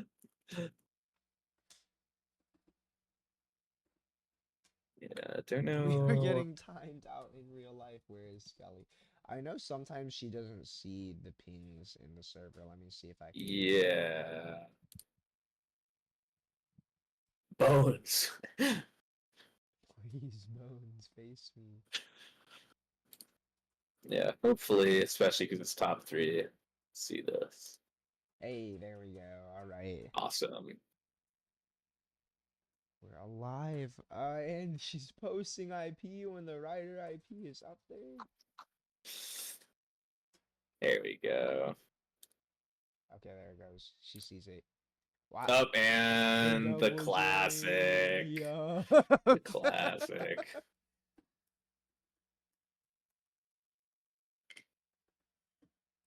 Gotta love when Uh, people the- are so on top of their game. It's double IP posts into double join. yeah. There it is, a Skelly It's IP. like everyone trying to be courteous. Yup. Now, when you see Respect me in it, Whisk Post IP, neither of us are unhosted. No. True. Shout out Swift, by the way. Whisk fully committed to the Blaze Blue at this point. Ooh, okay. Yep, they've moved on to bluer games. I'm with it. Blaze Blue's pretty Mhm. hype. Ryder also known Blaze Blue. Pretty Absolutely, solid in the vacuum, too. crazy Azrael. For real. Moved on to Naoto now, I'm pretty sure. Whoa, okay. Oh yeah, that's Yeah. right. I forgot about that. Wait, who's Whisk playing in that game? Whisk plays Kokonoe. I think they might be playing someone different now. I think I was talking to a friend that said that Whisk was on Izayoi earlier, which is also Ooh, big You fan know. of Kokonoi. Izayoi. I shall let it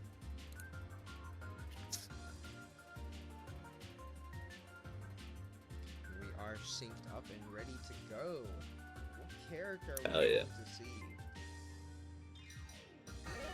Oh, and we are going with the Nadia. We'll commit. I like it. Skelly Yeah. returning to her roots and sticking with this character.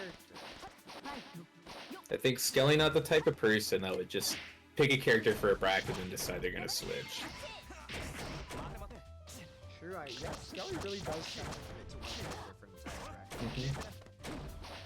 See the midweeks where she goes all knack, all F coma, did the C Nani for Classic Home Surprise. Pretty dominating start too, catching the backdash in the corner. Yeah, real solid just with the 2A match. Like, backdash and dodge will beat a lot of things, but 2A match just stays solid. Oh yeah, immediate God. Definitely a testament to how just simple solid play can really get you far. Nadia as a character has got a lot of that going on, honestly. For sure. Skeleton and Purveyor. Yeah. Crazy word. Yeah, bursting out uses one rider with any momentum. Oh, these guys. Oh, crazy air to air rider.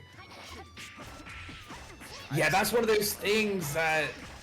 Yeah, so Nadia can uniquely do that dash slash to catch TK Orb after air throw knockdown. Bit of a weird spot, especially if you want to do standing orb because it will catch. There it is, and this has mixed perception into just a normal meaty. Yeah. Really quick first game when you look at Alco health and Nani's ability to just vortex you. True, I mean, especially when Nadia isn't exactly the highest damage champ in the game either. Yeah, for sure. Nice little air to air, but yeah, not with the orb insurance. Skeleton definitely feeling more free to just let the DP rip. Rider classic. Yeah.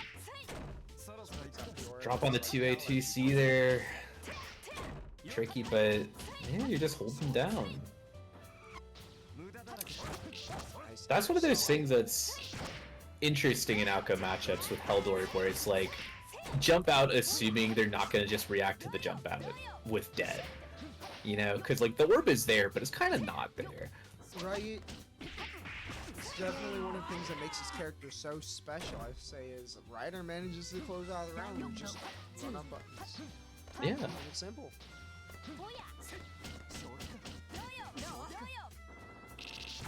Ryder really flexible, not trying to fully commit to forwarding and then just running in once the orb goes down. Oh, big 2C.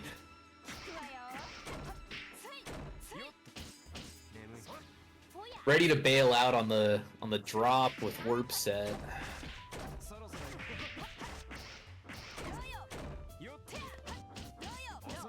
Fuzzy low.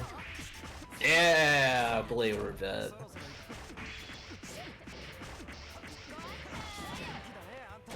Hero burst, we could be heroes and oh my god. Yeah. Yeah. Resounding comeback from Ryder after a really quick first game. Right, there it is. Skeleton Skeleton offense getting started right away. Oh, J8A. so good at placing those. For sure. That's one of those things you see a lot from people who really experience, just having the fluency and the timing to preempt people that rising from. Yeah, it's really easy to be like not knowing where you want to place it, but having just like knowing when to put it in a good spot that won't get you killed if you whiff and will get it hit if you actually do hit. It's really smart. Speaking of smart, that slide under, we're dead. Nice pressure here. Skeleton not bursting there is crazy, by the way. I just have to say. Yeah, I mean, Like- sometimes, especially when your opponent's got that much life, when you're seeing 2, you'll come into this with 200 bar, might want to save that meter for the next one. Instead of For sure. Yeah, I was gonna say low health, not much of a chance, but like, especially because Ryder was committed to the bait there, it made it just look like she's like, he's not gonna combo me. Oh, and the orb! It looks like your Pukin pushed her just outside. Yeah, this is... Alka has the capacity for doing such tricky things. Yep.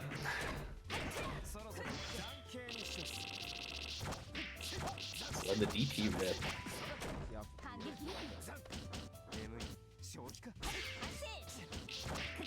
Block on the shield counter, falling buttons.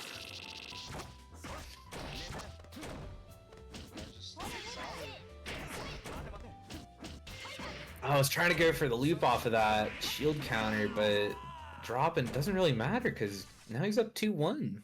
Yeah, just that orb Oki again. It doesn't really matter what character you are. You put that orb on someone's face and like, where are your options? You can rip that DP. If you're wrong, you're eating a full punch. Yeah, I think Ryder there using one of H and Siako's stronger tools is that 3C rebeat where you can just catch jump out and snipe that air movement while also like starting pressure. It's a really strong tool. True, yeah, something that F move does not have. No, no, she doesn't. Shoutouts to Skelly using EX Shield Mash there to get the orb to go away before it does. Oh yeah, great idea.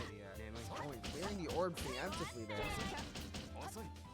Not quite in Jump range, block but on the mirror. blockable. Yeah, and Great. set point for Ryder.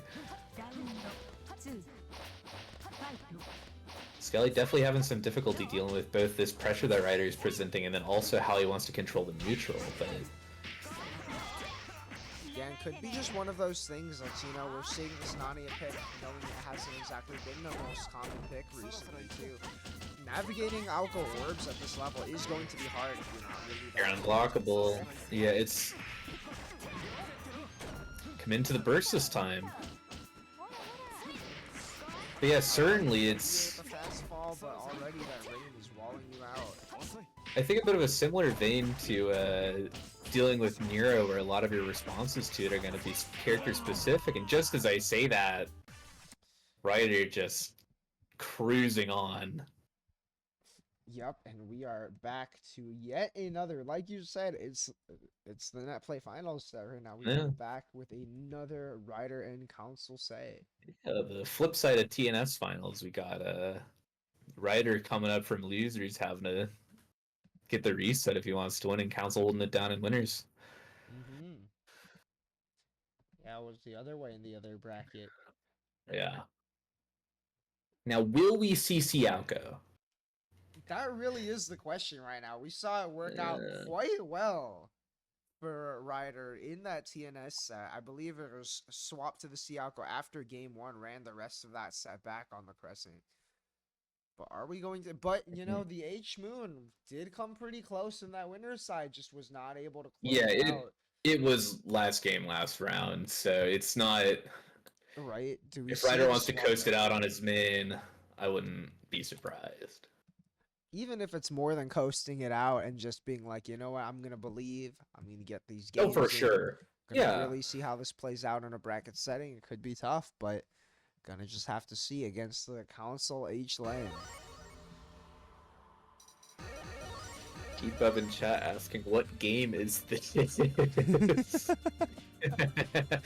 Yeah, I'm pretty sure this is Uni.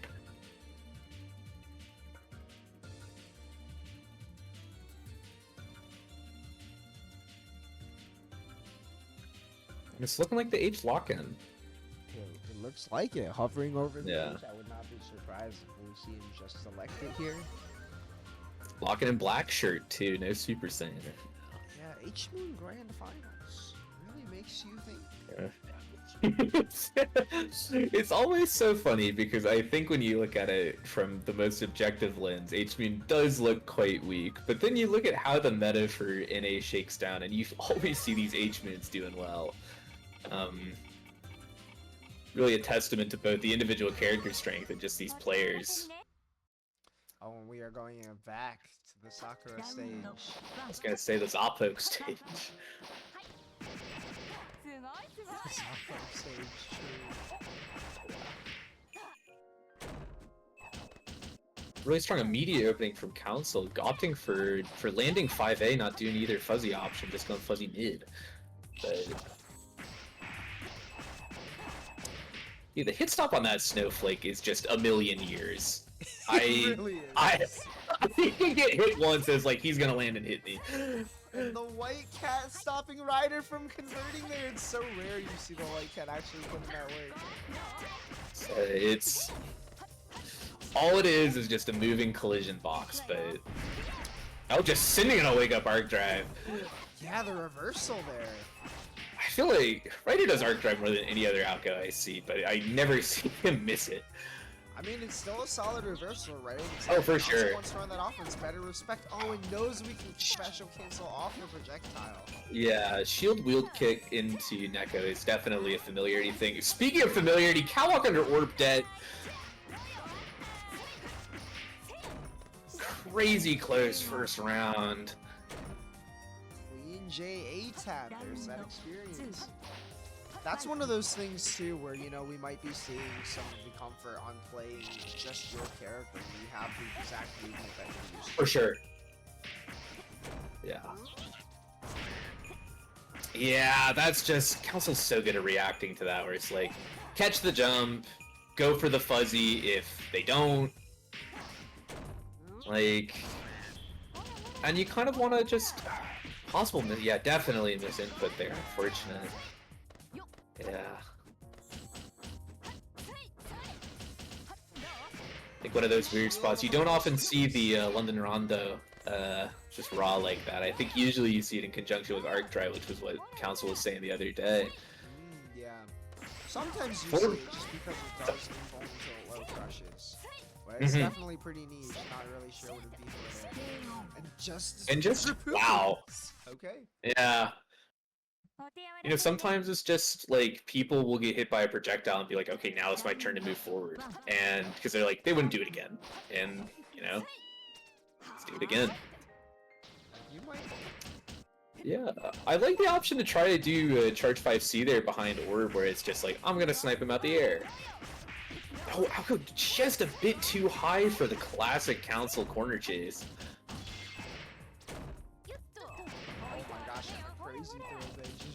Yeah. Thankfully, covered by heat. Bail you out. Oh my gosh, the orb not quite react considering that 5C really just to make sure that orb is not. Yeah, somehow, rare moment of every single hit of J2C whiffing on a standing opponent. And again, these rising JAs. Oh, if he can hit this loop. Oh, shoot, doesn't even need to. Not even, just going for the quick little damage ender there, okay? Nelson's got a rising J of his own. That was slick. Yeah, nice little multi-shield. I don't think H Outco has really anything that's maybe shield slime beam, but nothing to really catch Snowflake at that spot. And yeah, Council really opting a lot for this Neko Rocket Oki in this set.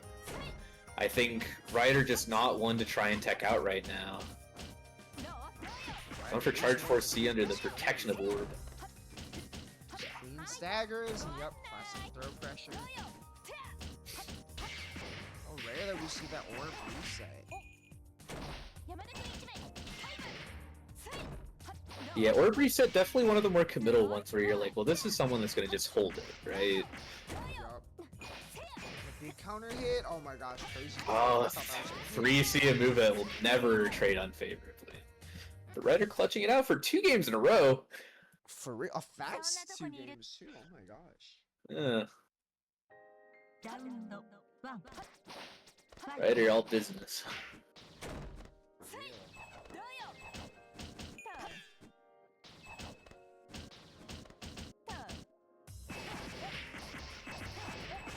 Now it's Council on the offensive here. So Yeah, Ryder. Play 5-8. Yeah, really smart delay. I think Ryder really not trying to mess around with tech outs.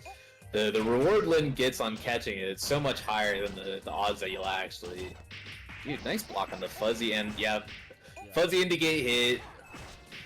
Cause the thing is she can still land and throw you, so like Right, definitely taking a risk there.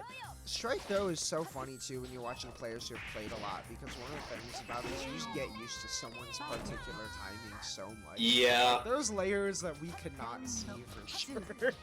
Yeah, so yeah, they were playing. I think they were playing each other right before this bracket, if I understand correctly. So.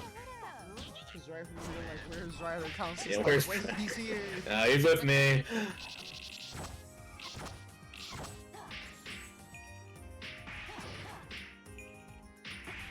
Oh yep, I got the loop. Oop. I think drop on the air throw ender, and then yeah, fallen air unblockable. Yep. Ryder does such a good job at leveraging rebeat to make H-Lim pressure so suffocating in the corner, even before he starts to go for resets. Ryder's still in the 1 minute this round. He's Oh, still for not sure. pushed. Yeah, never count Ryder out. Like, yeah. Yeah. Solid offensive opportunity, close to getting HB heat, but not if you get Yeah, yoinked like nice that. guy. Ryder looking a bit pensive on how to act, even with Orb down into Lin. I don't know if it's concerned about, like, catwalk or something, but wake up shields, maybe. There's the loops again. Council really trying to keep this one out of Ryder's grasp, not trying to let the reset happen. Yeah, definitely not. You have to sit in for at least 3 more games, and momentum coming from losers could be a real big thing. Yep. It's our arc drive setup. Look at the Crazy fuzzy again. match. Dude, Dude, this guy. Right? How are you gonna have Len jump in JC on you? He'd be like, yeah.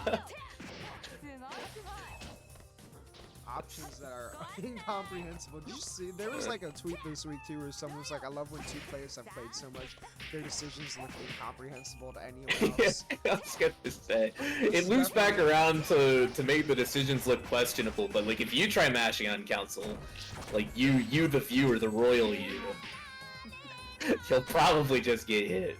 Right? Now when I mean, Ryder we're does watching it- this in grands because it's like everyone else has gotten hit by this. Exactly. Crazy damage. Fuzzy low, and dude, Ryder's calls on these fuzzy blocks. Also on the defensive wheel kicks, that is not a real DP. No, definitely not. But it carries you high and got a bit of crushing properties to it. Yup. Just gets tagged think- and wake up here. Yeah, I think Council's really using that TK ice well. It's sniping a lot of spots that Ryder's wanting to jump out, and you used it to tie up. Oh, we are believing it. Oh no, we are not. Uh-oh. I thought that was gonna go fast. Okay, never mind. We are going to the sea. Yeah. My bad. You willed it into existence. Right, that was so fast. I thought they just hit rematch instantly, but now we are hopping off that HP just No. as fast. Yeah, I think this is a smart choice. I think, like, okay, you're down 2 games. H outgo, you feel like it might not work out. So now, do something a bit different. Right? Yeah. And C's definitely got some strengths here. EX shield, 3 jumps, can vary the movement. A lot of the same tools. And while missing out on the fuzzy, well, that's assuming H can act. Yeah. But We've seen this character work for Ryder. Would not be surprised. Yeah, and stuff like that. Just being able to push forward with EX Ball. Especially with how creative Ryder can get with some of these tools. I think with how flexible Sialko is. Yeah, even just getting Yeah. to hold some of those here, like that was a really commanding round. Yeah, absolutely. And it's reset point for Ryder. Oh my gosh.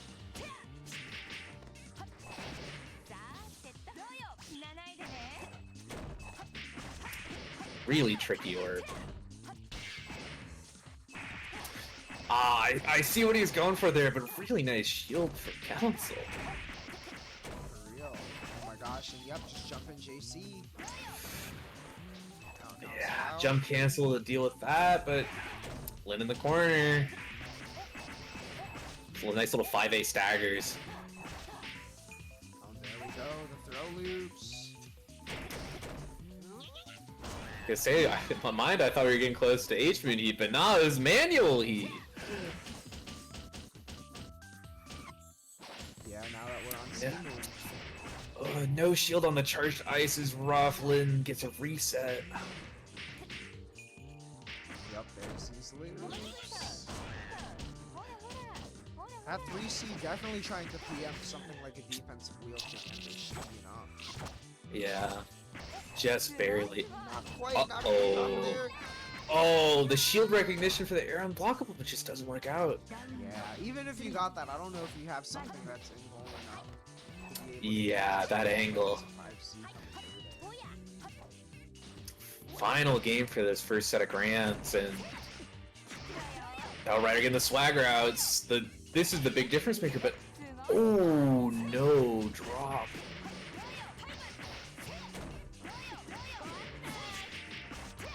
Definitely one of Siako's biggest strengths is that wheel kick tech trap, and now it's like, oh my god, reset. Yeah. There it is, that Sea Moon working out yet again for Ryder, and we are now in just real finals.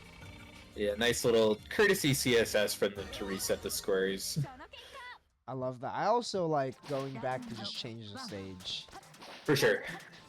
Give yourself a New little set, bit new of me. reset sometimes too. Yeah, definitely. That angle on that JC from Sialko compared to the ones that H hits at can be really good for hitting downwards where H just can't do the same thing. And let's get this wheel kick tech trap. I like the down on the orb there to deal with the fact that Lin might go lower with Catwalk. Oh, and a little pressure there. I love the little walk-up delay. Such a strong Dude, asset when you're playing with Ryder is making this fuzzy look like it's not a fuzzy. Right? I swear to God, he's like 90% consistency on it. And it's like, even if you've played the player a lot, like, this is still a mix-up. It is still a 50-50. Yeah, it's just, it is just a 50-50. And it's not like he's doing anything special. He's just blocking it, right?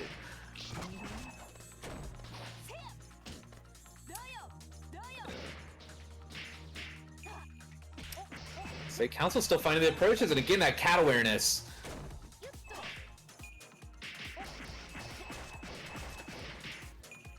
Stand shield getting caught by the throw. Yep, and just hold this for a million years. And again, the the block on the fuzzy.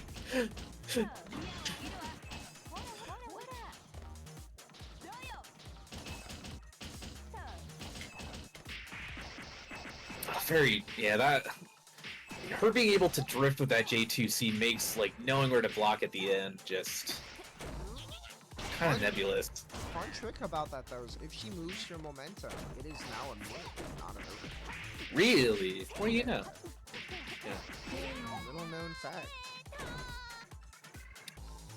Council with a little mash of his own, getting out. Yeah, holding on to it in this reset, not trying to let this get turned all the way around. For sure. Ryder with the recognition for shield there on Cat, not wanting to get tripped up. Maintaining the forward. Council breaking in! Breaching the perimeter! Like, on block, you're gonna get pushed into the orb, right? Not if you're just in the corner now, okay. Yeah, no.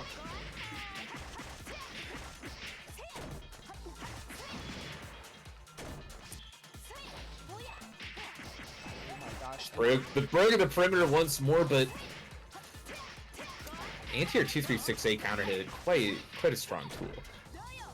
Crazy idea for some experts basically too.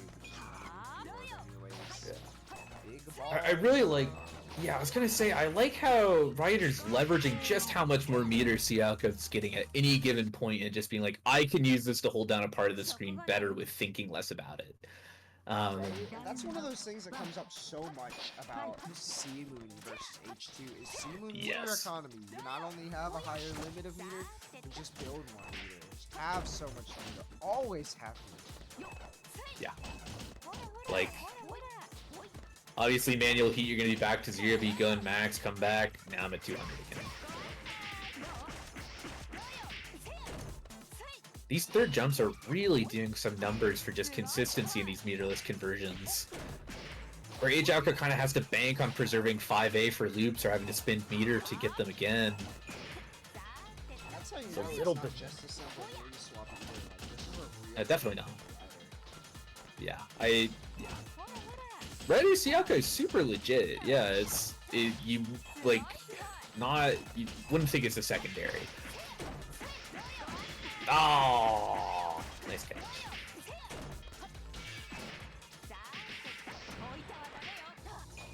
Jumps right at it, but not able to punish. TK Ice to blow through the orb. Really character defining tool. Wait out on the shield. Swing right back.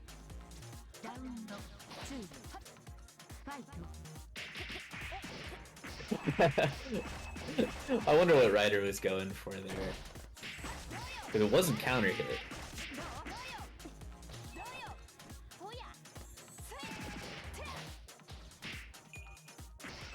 Nice catch.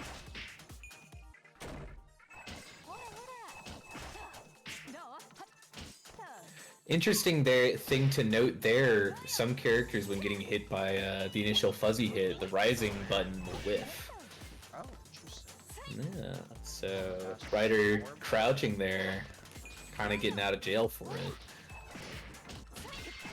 Side by the orb. That forward is definitely one of the things that highlights Len's weaknesses of character. If you've got something like that she's got to get in on. She's got to just place those orbs for her to ice right. Yeah, Now definitely. she's either- Aoka's... Yeah.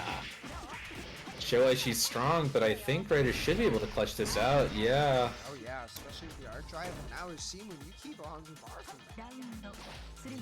Yeah.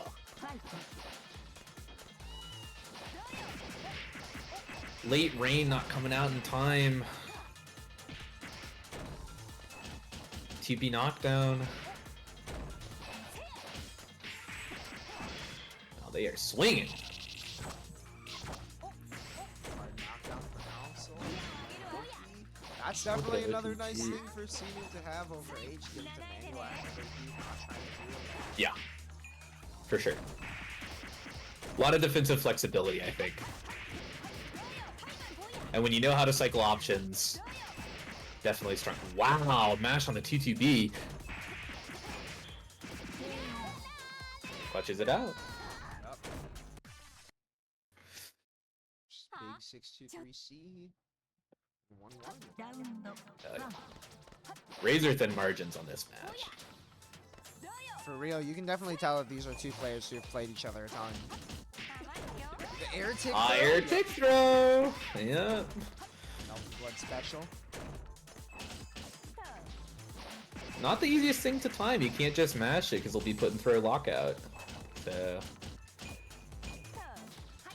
2C, 3C, pressure. passive orb there. Ryder moving real clean around this orb. Yeah, definitely. No fear! Yeah. Oh, tech out from Ryder and Council not ready to convert. Council returning in kind. Huge snipe for Council here. Yeah, and it's looking like, yeah, Ryder kind of doesn't want to burst there. He's low health. Council's coming all the way back up. Save your meter for the next round. He's almost at max again. These Seamoon players.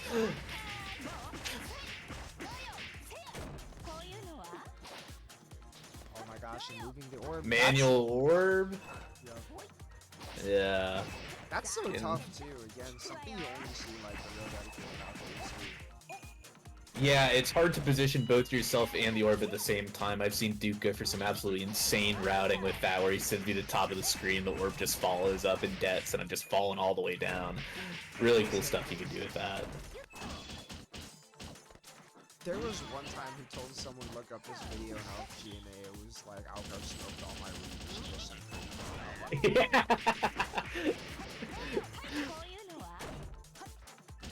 Oh my gosh, the orb coming back in pressure. Just like we I said. didn't know what was happening in a second. Yeah, pop the Yui. Yeah. Yeah, and that's one of those good things that Alco can do. She can ensure her tech outs with orb. Make it scary to want to commit. A tap, not quite enough to kill. Yeah, committing to the EX. Nice, Rising Gat. Ryder is so good at placing himself in the air to stop console from moving in a lot of those cases. Yeah, absolutely. I think one of the things that really shows that Alco knows what they're doing is knowing what spots people will be less inclined to go to since there's insurance there, and knowing how to respond. And that's like Ryder's doing like a 101 class on that. For sure. Oh my gosh, crazy A little option. tricky air stall.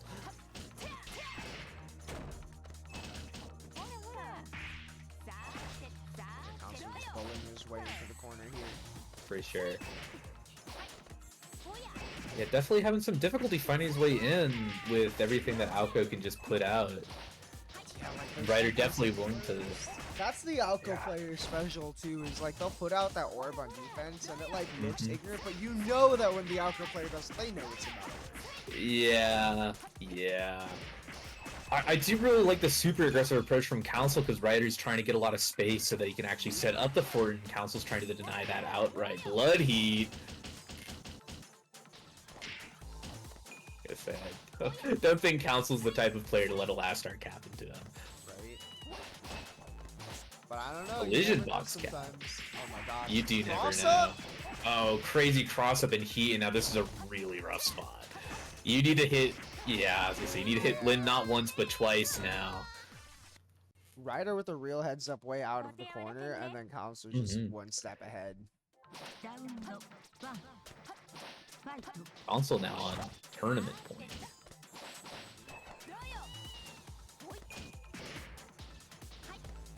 Looking like they have the right responses, but Cat's so tricky and high-key annoying there to make you stop combos, but as an Alco player, it's a lot you draw in life.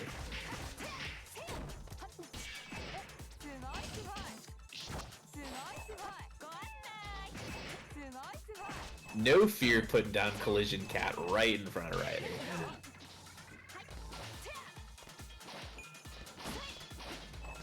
Both people sitting right close to Max.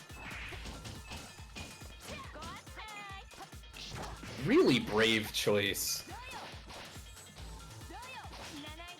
Oh my gosh, the crazy air stall with that EX orb. For sure. Yeah, one of C's better options for closing off a lot of space. Council is also so good at getting these air jails. One of those things that's like so underrated with Land is like the knowledge of how to jail someone with that fine-tuned movement. Yeah, Dash on the block. it feels really suffocating, but since a lot of her grounded buttons are a bit smaller, you don't have the same luxury that you do, for instance, with like an F near a drag down air unblockable, where you're afforded a lot more space. For sure.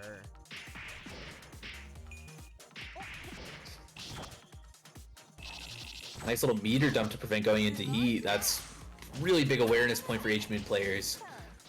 Just barely missed the hard knockdown there, and Ryder did not, man, you need to hold that in the corner. This could be huge. Yeah, and now just standing on the orb, but J2C, and yeah, manual heat. Like, get off me. Right? Orb is on your face. That orb is keeping you out. Ryder's still the one who's down life right now. Does need this hit, and Council's just like, nah, I'm gonna pretend these orbs don't come here. And that H-Moon bunker, you know, get your turn back. Ryder gonna sit on orbs a little bit. Council's got to hold that. Knows to respect. I was getting a counter hit. Ah, catwalk under JC. Yeah. Don't think Siaka really has the buttons to hit that at that angle, so really smart choice from Council.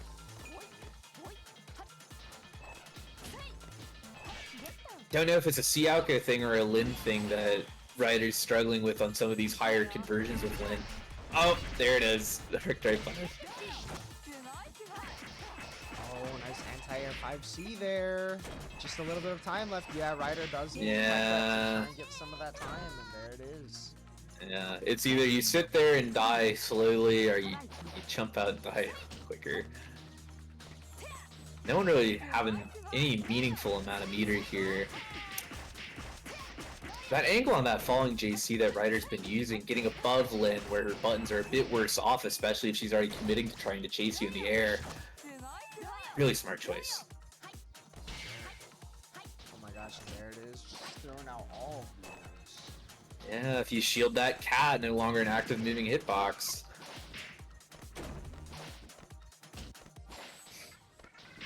And just like that, the entire fort goes down. One fell Isaac on a really nice snipe from Council. This looks really scary for Ryder. With the defensive key and another privilege that you get from swapping moons. Yeah. Nice bunker. On offense and on set point, tournament point even. Yeah, Ryder opting to hold the fuzzy, and in a rare moment of not making the right choice on block, it's looking like next hit. Oh my gosh.